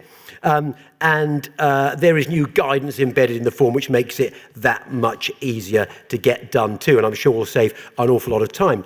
Ben has already mentioned the proportionate disclosure pilot, which has been going so well in Merseyside and Cheshire. This is now being rolled out across the South East. Really what this is doing is restoring in trial form the original arrangements, and it addresses those things which have created all the extra pre-charge scheduling and administration on which the redaction has fed. We are speeding up charging submissions. We're not front-loading so many cases. And in the south of the country, our pilot is extending to address not only all of that wasteful pre-charge scheduling, but also applying much more sensible, rebuttable presumption categories, because we were finding that we were disclosing a load of stuff to the CPS, which ultimately never passed the test for disclosure on to the defence. So we launched the pilot, in fact, this very week. There'll be some evaluation of the pilot. Unsurprisingly, it's saving about 7 hours per case. That's not surprising, of course, because we found that the arrangements had created 7 hours of extra work, so it's really going back to what we enjoyed previously. And if it's a success and we can get the backing of the AGO, it will be rolled out nationally. Finally, the third-party material request form. Now, this is really, really important. What you find in disclosure is very much about reconciling the right to a fair trial and the right to privacy. And no more is this writ large than in third-party material, where the victim sector would say, why in rape and sexual offence cases are the police expected to go and find material related to the victim's educational, medical or social history to see if she has a proclivity to lie? But not unreasonably, others would say, in a case where it's one word against the other, that is germane to the matters in issue. Well, we've worked with the Home Office on this. We've come up with some better guidance, which has certain assumptions in respect of whether or not we would go and get counselling records. And we hope that what we've come up with will enable us both to discharge our investigative obligations, reduce victim attrition, and reduce the burden on those officers doing vital work investigating rape and sexual offences. So to close, it is intended that by reducing inquiries into a victim's history that have no bearing on the case, and by simplifying the way in which officers record reasonable lines of inquiry, by changing the point at which schedules are completed, making more sensible the disclosure categories, and introducing better text and media redaction. We will reduce victim attrition, will unburden investigators, will remove the soul-destroying stress and wasteful effort which has over the last 5 years characterised pre-charge work, bring more cases to justice much faster, increase public confidence and ultimately cut crime. And that's all I've got to say about that. So thank you very much indeed.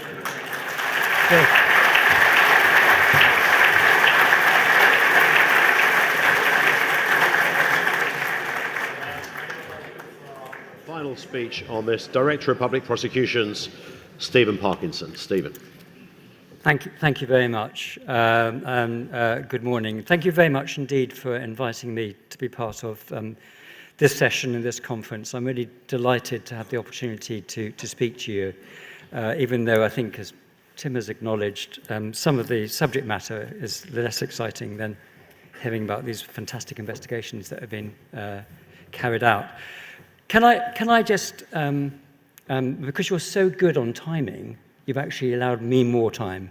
So I promise not to abuse that, but I do want to just start by thanking you for the vital work that you do under increasingly challenging circumstances. I've been working as a criminal lawyer for many, many years, both as a prosecutor when I started my career, then as a defence lawyer for quite a few years, and now back to do the job that I've always wanted to do. But I've never known the criminal justice system and the police service under such pressure as we all face at the moment. But I did want to say that despite this, in my view and the view of my colleagues, the police service continues to serve the public with dedication and utmost professionalism. And I should add that I have never known a greater level of cooperation and shared commitment between our two organisations than at present. We're listening to each other, and we know what happens. When I listen to you, you listen to me, and that's what's happening, I think, across the police service, both locally and nationally. So I did just want to begin with that thank you. I will use this slot to set out some of the things we're doing alongside the police service to alleviate pressure and increase efficiency. That's something that we want to do for you, but we also want to do for ourselves in the CPS, because we are under enormous pressure as well. And I will cover some of the ground that's been covered, but perhaps I can just add my own perspective on some of the things that have been said already. So let's start with DG6, shall we? And in response to police feedback, as many of you will know, we published a simplified version of DG6 a few months ago now. We condensed 66 pages into an 8-page desktop guide. And for the great majority of casework, that 8-page guide is all that is needed. And the feedback that we've had on this has been excellent. And so that has encouraged us to go further. We were looking for some quick wins, and that's an obvious one. But we did want to look at DG6 as a whole, to look at ways we can streamline the requirements that we make of the police service and reduce burdens on you. So that work is underway. There's joint work between ourselves and the CPS and the police looking at a number of aspects of DG6. We will take into account Sir Brian Levison's review on efficiency. But it does seem likely that the outcome of this will be new guidance, DG7, which simplifies and reduces the requirements that we make of you in order to make decisions on cases and progress them through to trial. So that's coming, and when I say coming soon, I mean, I do hope in the next few months we'll have made substantial progress on this. So I'll say a word about redaction. I know it's been covered, but let me sort of talk about this perhaps from my perspective, our perspective. And I just want to acknowledge that redaction continues to be a source of frustration for you. There's a lot of work going on with the NPCC and the Home Office to look at ways to reduce the redaction burden. I know the question of legislation is one part of that. But I am totally convinced, and my colleagues are as well, that we need to shift the burden of redaction to the extent that it remains at all to the post-charge stage. It makes perfect sense because around 20% of cases that you investigate for one reason or another are NFA'd. And so you've been doing all that redaction work on 20% of cases that are never prosecuted. That simply doesn't make sense. We have to shift the burden so that it bites on cases that will be taken forward, not on cases that will never be prosecuted. So you've heard already about the joint CPS and police pilots in Merseyside and Cheshire in relation to proportionate file build for domestic abuse cases. And the basic idea is to remove the requirement to supply rebuttable presumption material and unused schedules pre-charge. We move it to the post-charge stage where a significant number of cases will already have, around about 20%, the decision would have been taken not to take them forward. And I'd just like to endorse our own view in terms of time savings. We're evaluating it all. From our perspective and from what we hear, it's around 2.5 hours per case in terms of file build saving for the police. It's about an hour for us. But we're also returning a charging decision in those DA cases within 9 days rather than 28 days. And of course, we all know how important it is, particularly in DA cases, that you get to a decision quickly. So it's partly about reducing burdens on the police, but actually it's about achieving justice for victims by getting these cases before the courts as soon as we can. So the first trials are taking place, and we'll soon begin to understand the impact on final court outcomes. But if it's successful, the evaluation, that will feed into the review of DG6. So a similar pilot started in Kent at the end of September, and then an expanded version of what we've been doing already will be taking place in Kent, Surrey and Sussex. And alongside this, the MPCC and the CPS are this week publishing a disclosure crib sheet, which was developed to support the pilot, but which will be widely shared to assist officers and prosecutors. I'll just mention briefly technology, because you've already dealt with this, Tim. But the software that's been developed to automatically redact documentary material, I think is pretty now widespread across the police service. And it's dramatically reduced the burden, as I understand it, in terms of documentary material. Tim mentioned there's more money for AVMMA redaction. There's actually 8 police forces piloting this, and I think there's another 19 in the pipeline. So we're catching up, and that will deal with CCTV and body cam. Police charging in DA cases. I think it was the first thing that was probably raised with me when I was appointed 2 years ago. And I and we are persuaded that we need to be flexing around this. So last year, I agreed that the police should have the ability to administer conditional cautions in lower severity cases. And we're now looking at increasing the scope to make charging decisions by giving the police the authority to charge in gap cases. But we're also testing a revised gap definition in Wales, Merseyside and Cheshire under a Home Office sponsored pilot. The definition is more expansive than the current definition. I looked at this myself. I thought it was just far too complicated. I think the new definition is much simpler to apply, and it will give you much more latitude to charge domestic abuse gap cases if we decide to extend the pilot across the country. And the early indications are that this works well for straightforward cases. Disclosure. Ben's already touched on this. Disclosure is one of those things that I've lived with throughout my career. I actually wrote a book on it. Can you believe it? It sold less than 1,000 copies, I'm afraid. But nonetheless, so it wasn't a money earner. But disclosure is a really important topic for both prosecutors and defence lawyers, because so many cases, I'm afraid, have collapsed in the past because disclosure hasn't been done properly. And the biggest challenge is around large volumes of digital material, of course. We need to tackle that in a better way while also preserving the fundamental right to fair trial. So we did engage very heavily with Jonathan Fisher's review, and many of the recommendations do reflect the representations that we made.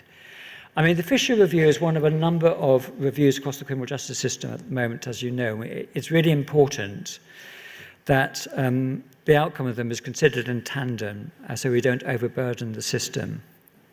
And the police and ourselves are absolutely aligned on this, that as announcements are made, following Leveson, we need those of us who are involved in operational delivery to be working together to make sure that the implementation absolutely works. But developing a system that we can all share, which works across the police themselves and the courts in relation to disclosure, is absolutely vital in our view. And we also want to realise the opportunities for using AI going forward, not only to transform the management of disclosure, but also the management of evidential material across the system. There's some really exciting work going on in the police service, I know.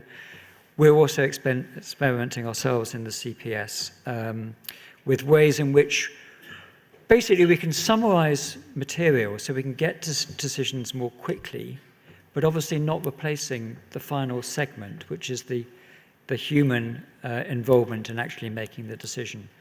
But so much time, certainly in the CPS, is wasted in gathering together, summarising and analysing material, which can be done by AI, as long as, of course, we check against the source material.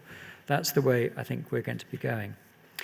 So finally, I just want to talk about the way we work together. I began by talking about the improving relationships between us. I'm absolutely convinced that that's critical to delivering efficient justice, and this has been a personal priority for me since I took up post two years ago. And we are seeing tangible casework improvements as a result of collaboration. We rolled out the national charging model a year ago. It is resulting in performance improvements for both of our organisations. And we're addressing challenges both in terms of timeliness of charging decisions, but also police file quality, which is steadily improving. But we're also really going gangbusters, I think, on providing early advice where we can and encouraging direct communication between prosecutors and investigators, with the outcome that we have shorter, more focused investigations. So action plan rates continue to reduce. We're accepting more cases at triage. We're encouraging more face-to-face conversations to discuss and agree necessary actions. We've put a limit of 2 on action plans. So you can't do another action plan without the authority of a manager. And I'm pleased to say that in the most complex casework, early advice and contact has become standard practice. I will just say this. We've got a pilot, it's called Real-Time Case Conversations. I actually had a presentation on it the other day, and there are elements to it which make a lot of sense around diary management and so forth. But I did say at the end of it, you're basically training people to have a conversation, aren't you? And with the very younger generation, there is nervousness, I think, both with new police officers, but also new prosecutors, to actually pick up a phone. We've got to reacquaint our colleagues with the value of a direct conversation. And where those conversations happen, everything speeds up and misunderstandings evaporate and we make more progress. Finally, we've agreed joint KPIs, which I think potentially are transformative. It means that rather than you having your targets and we having our targets, we have shared targets for bringing investigations and decision-making together as quickly as possible. So there we are. I've taken up all the time you gave me. Thank you for that, and thank you for listening. And I suppose my wish, and I do say this to my colleagues in the Crown Prosecution Service as well, I really do hope that over the next year, we actually see the pilots that we've talked about translating into action, which is really felt at the front line by officers such as you, colleagues of my own who are out there day to day advising the police and in the courts. And I have said to my colleagues that this is the year coming up of delivery, and I want them to hold me to account to that. And if you're kind enough to invite me back next year, you can hold me to account for that as well, because I'm absolutely determined that we speed up justice and we deliver justice for victims and the public. Thank you. Stephen, thank you. Yeah. And a big thanks to our panel, to Ben, to Stephen, and to Tim. Gentlemen, thank you very much indeed. Good to see you. Interesting session.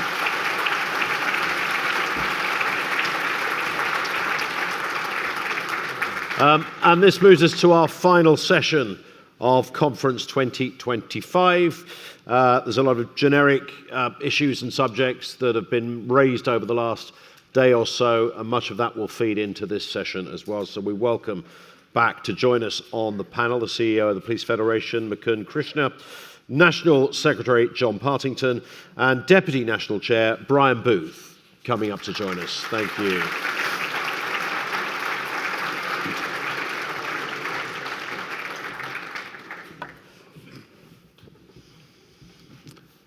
There is a lot to get through on this session. So let's start, JP, with you, if we can. Pay settlements is it's almost your middle name, isn't it now? Pay settlement, pay settlement. Never off the agenda, and understandably so.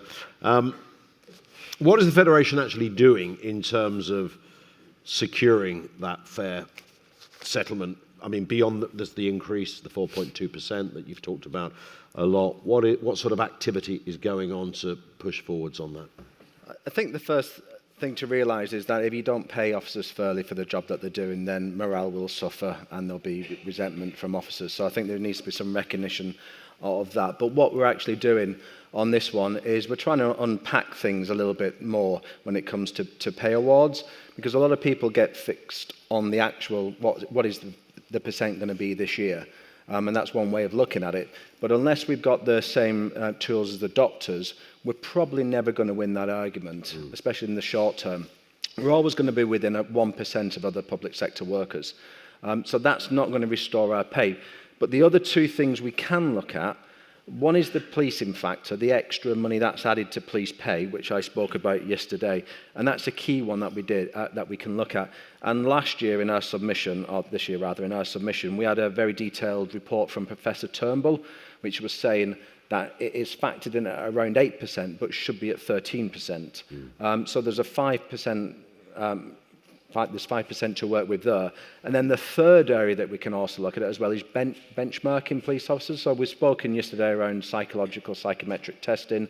There's academic levels that we can look at. What's the future need of a police officer?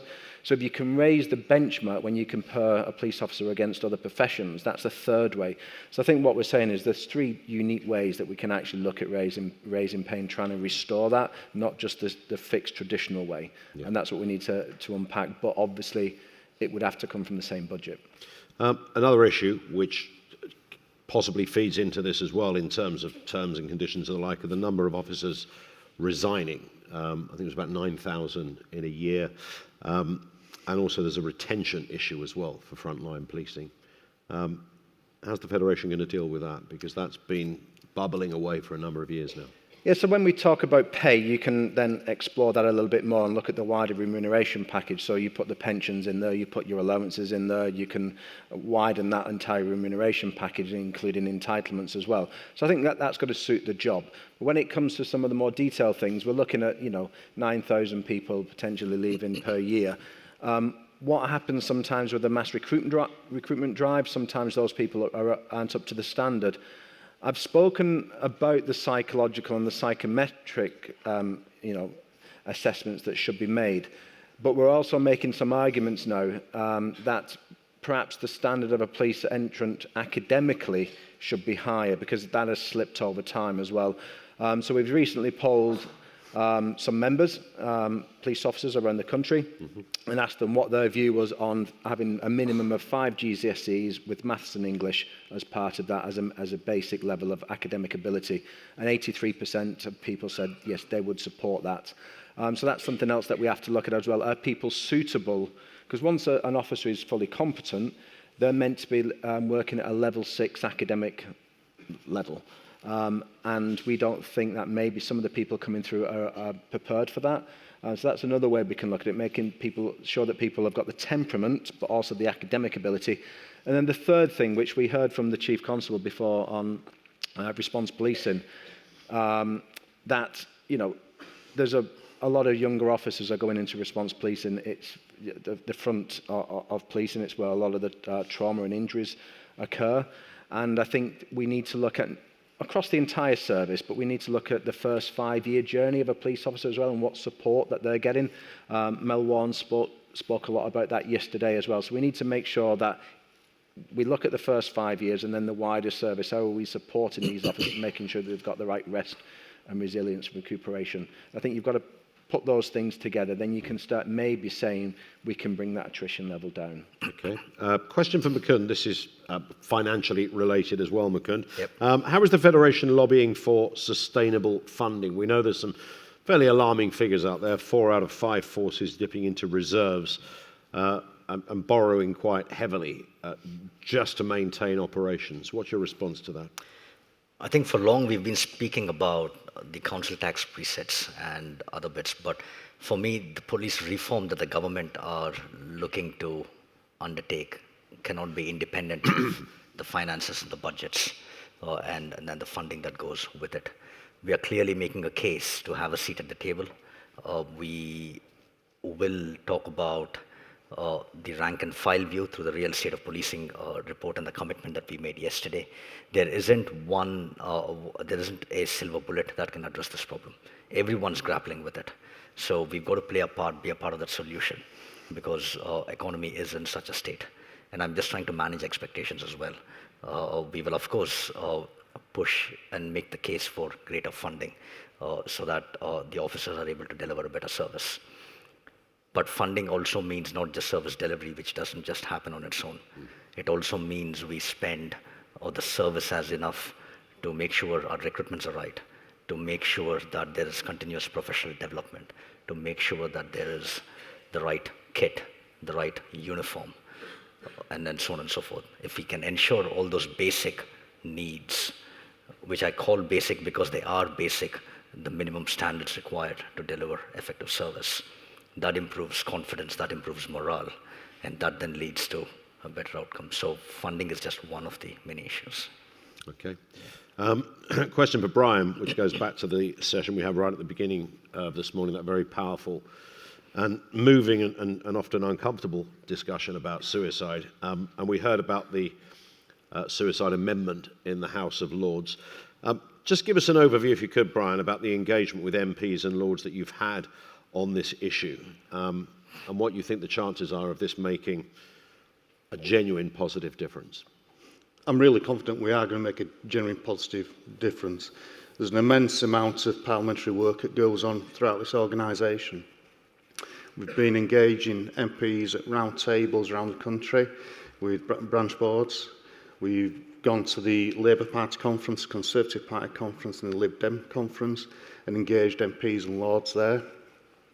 Paul Williams and I have met with Lord Bailey of Gower, who has put an amendment into the Police and Crime Bill.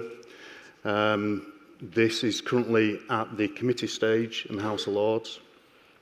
It has support from Lord Back, Lord Hogan Howe.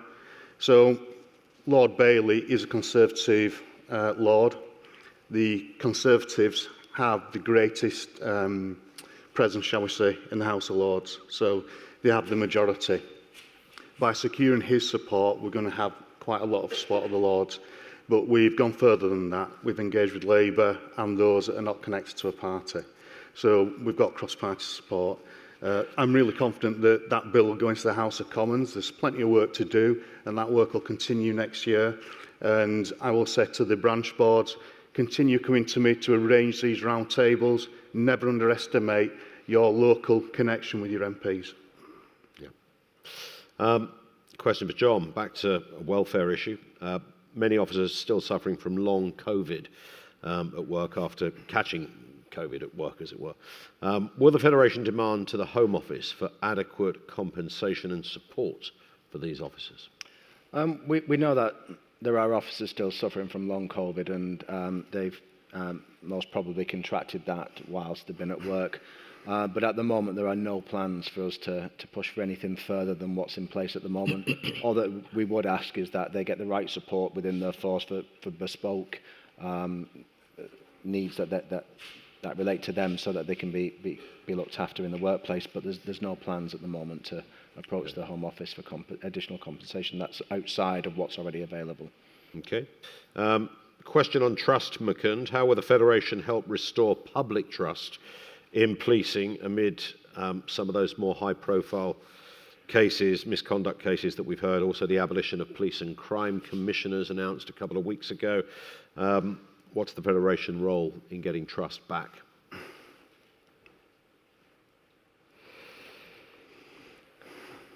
Like we said yesterday, trust needs to be earned. We can't demand, we can of course demand trust. Whether we get that or not is a different thing altogether. And I don't believe we will get trust just because we ask that they need to trust us. Tiff, the chair, made a very passionate speech this morning. We spoke about it yesterday as well. I don't think any one of us in the room want those individuals to wear a uniform who don't deserve to wear a uniform. And we spoke about standards yesterday. Early on, we said everyone has to uphold certain standards. And I believe that has to happen within the service as well. If some of the forces take the same stance that we have taken in the Federation, perhaps a lot could have changed a lot quicker. I don't think any one of us want to work besides those officers who let the vast majority down. So there is a clear need to deal with the standards issue. There is, of course, the bits around the recruitments, the bits around the kits, the uniform, the professional development, more funding. All of that is incredibly essential and important for officers to be motivated and have the confidence to ensure that they can deliver a service without fear or favor. And only by doing those things, public confidence will improve. What I would also say, and as contentious as this may be, a few months ago we won a landmark judicial review against one of the big forces in the country, which was us challenging the fact that the forces should not be using vetting for UPP, and that they need to be two different regulations. We won the judicial review, and our cause was to fight for fairness and to fight for and to ensure that we are following the right process. What doesn't really help is when chiefs or commissioners then put a spin on that to say the Federation have lost their moral compass. That doesn't help. Yeah. So rather than conceding the fact that they've got it wrong, trying to put a spin on it and to promote an agenda which does not really assist the hard work that we are putting in place and the efforts we are putting in place. If the policing leaders themselves don't play their part in supporting the Federation and helping improve public confidence, I think there is a lot to speak about. Yeah. And it's not every one of them, but I have had chief constables tell me that there has been discussions about the Federation having lost their moral compass, and that is just not acceptable.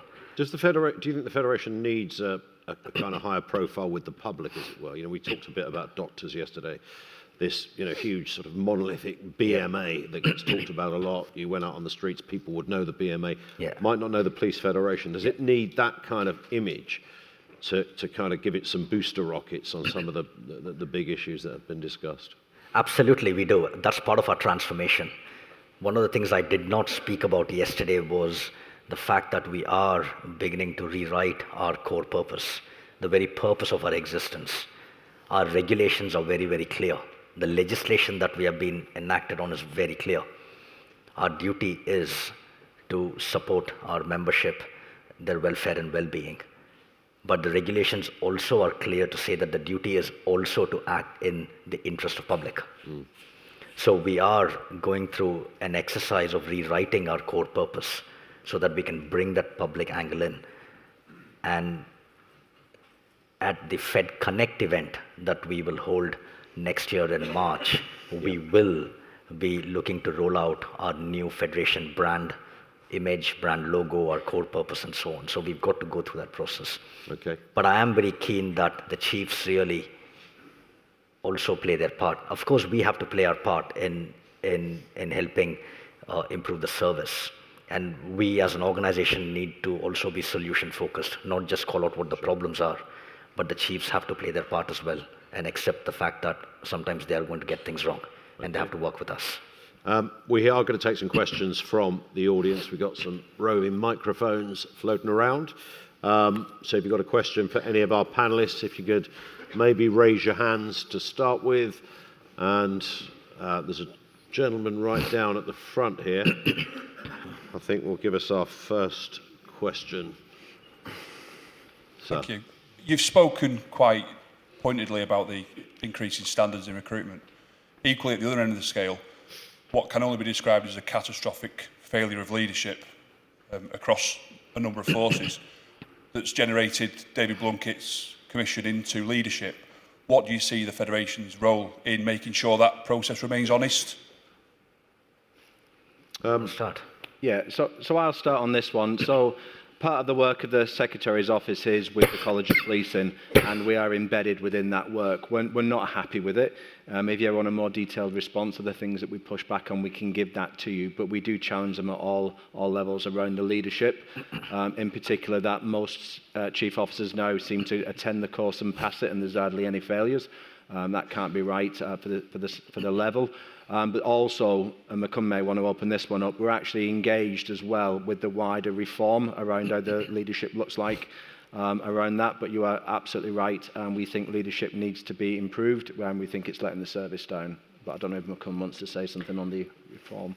Just want to give you a bit of an anecdote. One of the exchanges we've recently had. So in preparation for the peer review body submission that John and I attended and made the case, in preparation for that, one of the things that we were trying to understand with the Home Office is recruitment really an issue? And the response we get is recruitment is not an issue, but for the Met. Okay? And so we take this conversation into the peer review body, where there seems to be this view that recruitment is not an issue, people are making an issue out of it more than what it is. Of course, the Met, there is an issue with recruitments in the Met, we are unable to meet the targets, whatnot. But our challenge back to the peer review body and the government is, this is not about numbers. We can, within 10 minutes, appoint 20 people without following due process, without ensuring quality checks and so on and so forth. So if you want to talk about a numbers game, let's play that all day long. But actually, let's get serious about this. This is less about numbers and more about quality. And so that's where we are at the minute. And then that's the kind of push we need to progress, if that makes sense. Yeah. Okay. Any more questions? There's a hand up just on this side. We'll come to the back as well just shortly after this. Thank you. Just like to ask the panel, this conference has dogged me in a number of ways, but one of the things that's come over loud and clear from virtually every presentation in some way, and it was Macomb's answer just now that provokes this question, but where are we at with our relationship with the National Police Chiefs Council? I know you heralded, this is not a criticism, it's an observation, but a question that follows, the arrival of a retired, quite significant chief officer to help advise you. Yeah. But whether we're talking about the pay deal, whether we're talking about anything, whether it's suicide, where is our relationship at with the NPCC? Because it's been described as an organisation in not such good terms in some of the negotiations I have with my own chief. Yeah. And I'm just wondering whether we need to, yes, we need to do all that we do in negotiating with government, but it seems like to me, I picked up I feel that there are issues at NPCC level in terms of relationship and how we hold them to account as well, if that's our job. Yeah, great question, Sam. So I'll start off with saying that the approach that we have taken to standards within the Federation has certainly upset some chiefs. Okay, and that hasn't really helped. Okay, we have been trying to get into the NPCC for the last couple of years, and they don't seem to be keen for us to attend. We've tried through numerous channels, but we don't seem to be getting a positive response so far. And I'm sure when they hear this video, they might have stuff to say.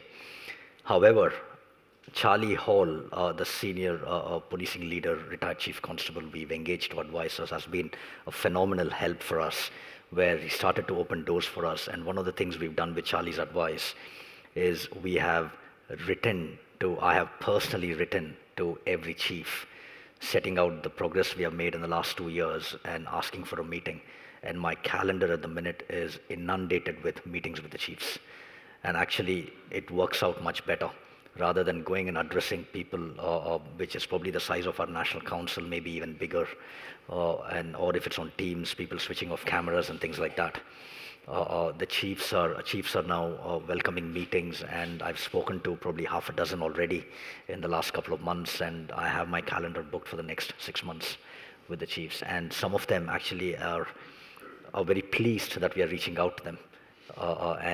Let's see how much progress we make.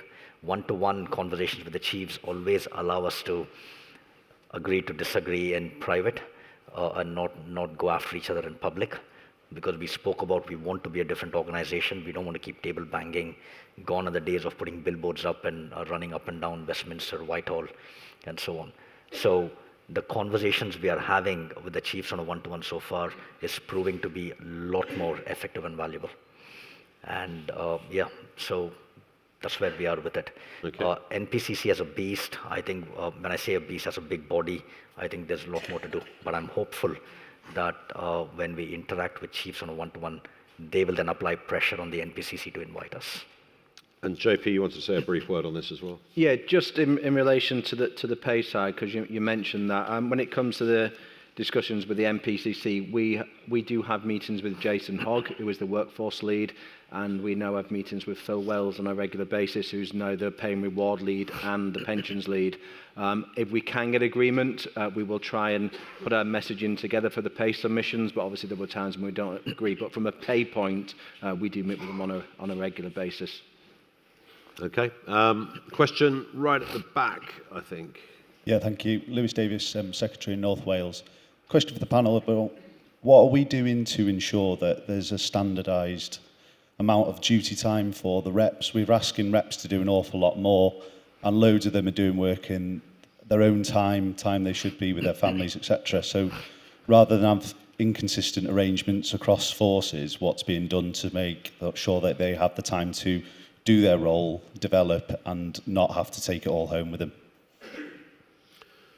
Who would like to say that? There is, Lewis, again, a great question. This is part of our roadmap as we go forward. And a very important part of the roadmap, the chairs and secretaries across the branches and the national board, I think we've discussed this to quite an extent, where we do need to seek protection in our regulations. We need to be able to carve out certain hours or weeks, full-time, part-time workplace rep roles to take on federation responsibilities and to be able to rep membership. And that work has only just started. We have made a case to the government about extending our election cycle to 5 years so that we can make some of these changes and we can work with the government to regulate these changes. That's the only way we can really enforce this. Otherwise, we will be at the mercy of the chiefs and the police service. Hopefully that answers the question. But there's a lot more to discuss on this as we progress. But trying to protect our representative numbers, trying to protect facility time for our reps is very high on the agenda at the minute for us. Okay. Another question? I think we have a gentleman at the back. Yeah, in the thank middle. you. Ryan from West Yorkshire. Just in regards to, we mentioned about the peer review bodies and also mentioned about the BMA striking, etc. There was a survey that went out. Most members are not overly fond about striking, but they do want some industrial action rights. And the response to that was overwhelmingly that, yes, we would like industrial rights. So what are the Federation doing in trying to progress that? Yeah. So it's as I outlined. I think you're right. I think you've got to make the difference between industrial action and industrial rights. I don't think we'll ever really have or want industrial action, certainly in the next few decades. But when it comes to industrial rights, that's what I've been touching on. It's the collective bargaining and the binding arbitration.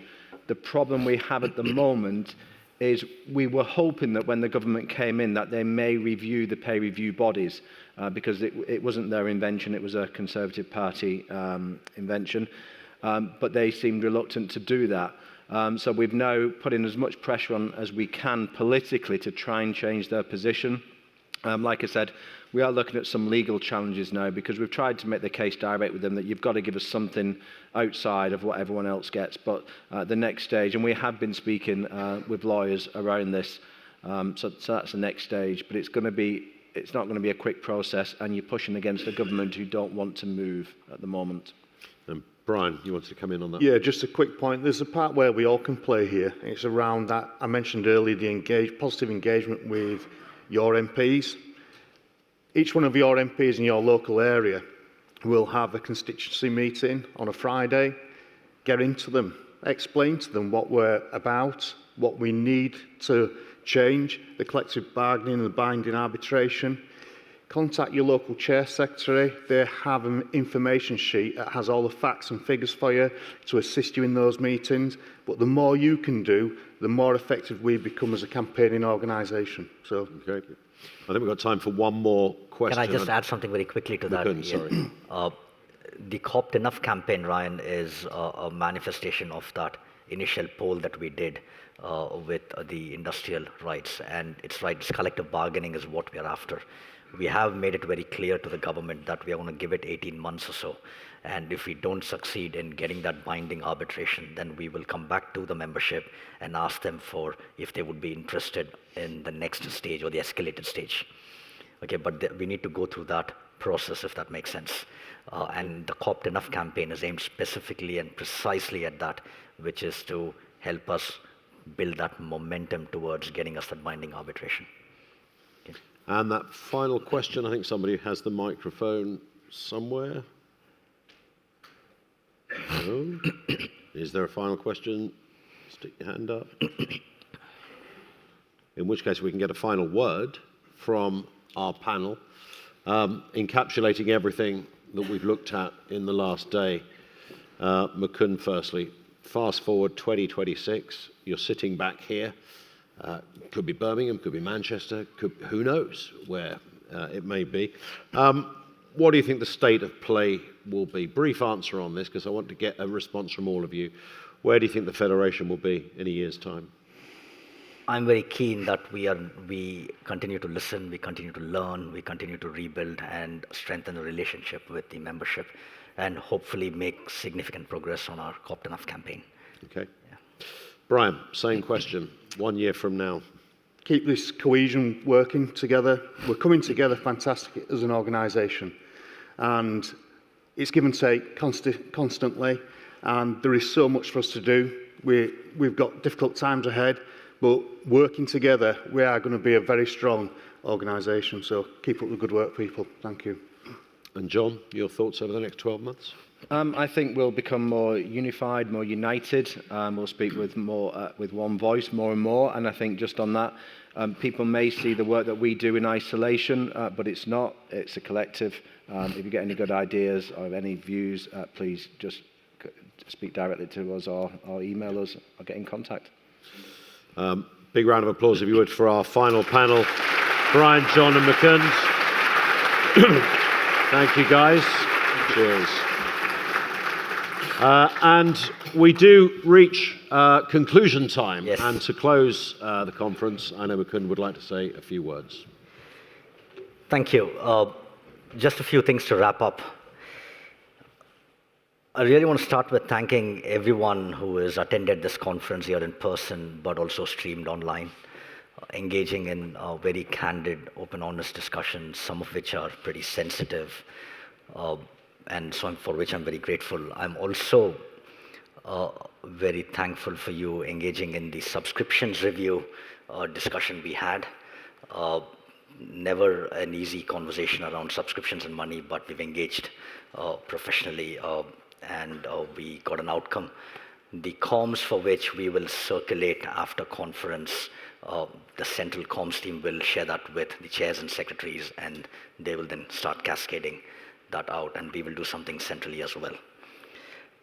To me, what this conference has actually shown is how far we have come as an organization and how we are beginning to professionalize the way we conduct ourselves, the way we work, and we actually mean business.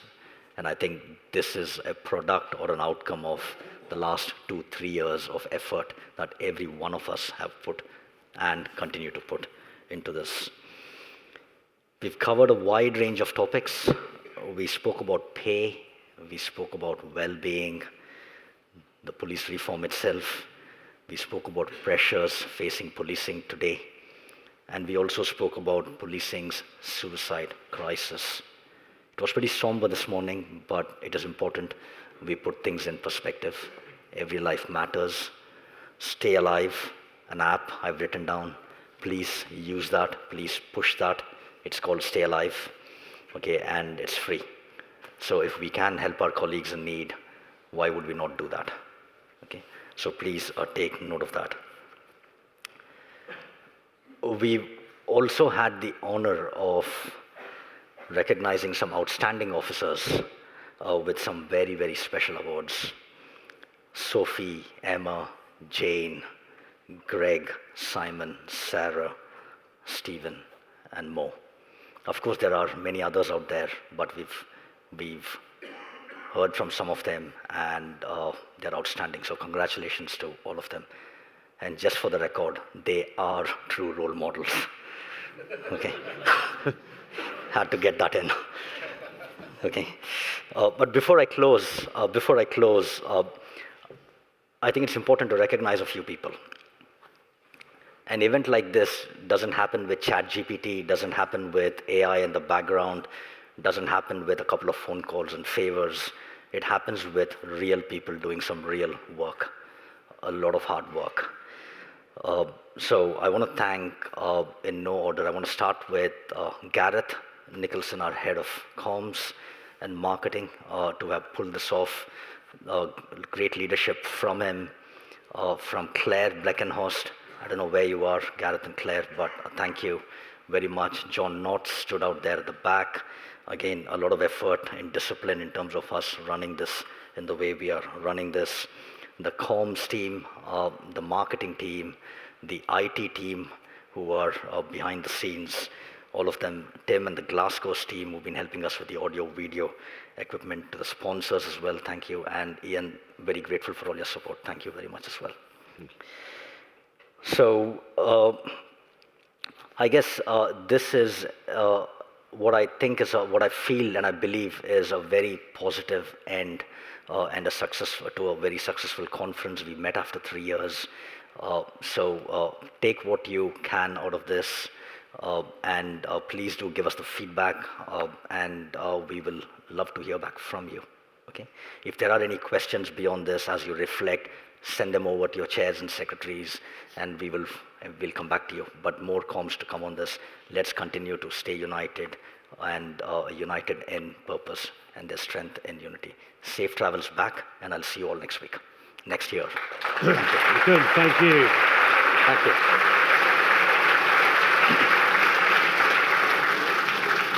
Thank you very much, ladies and gentlemen. I do have to give you the brief reminder about the lunch boxes, which is the grab-and-go lunches are for delegates who are leaving. National Council, those attending that, upstairs, there is food there for you, so you don't need a grab-and-go. Enjoy the rest of the day. Good afternoon.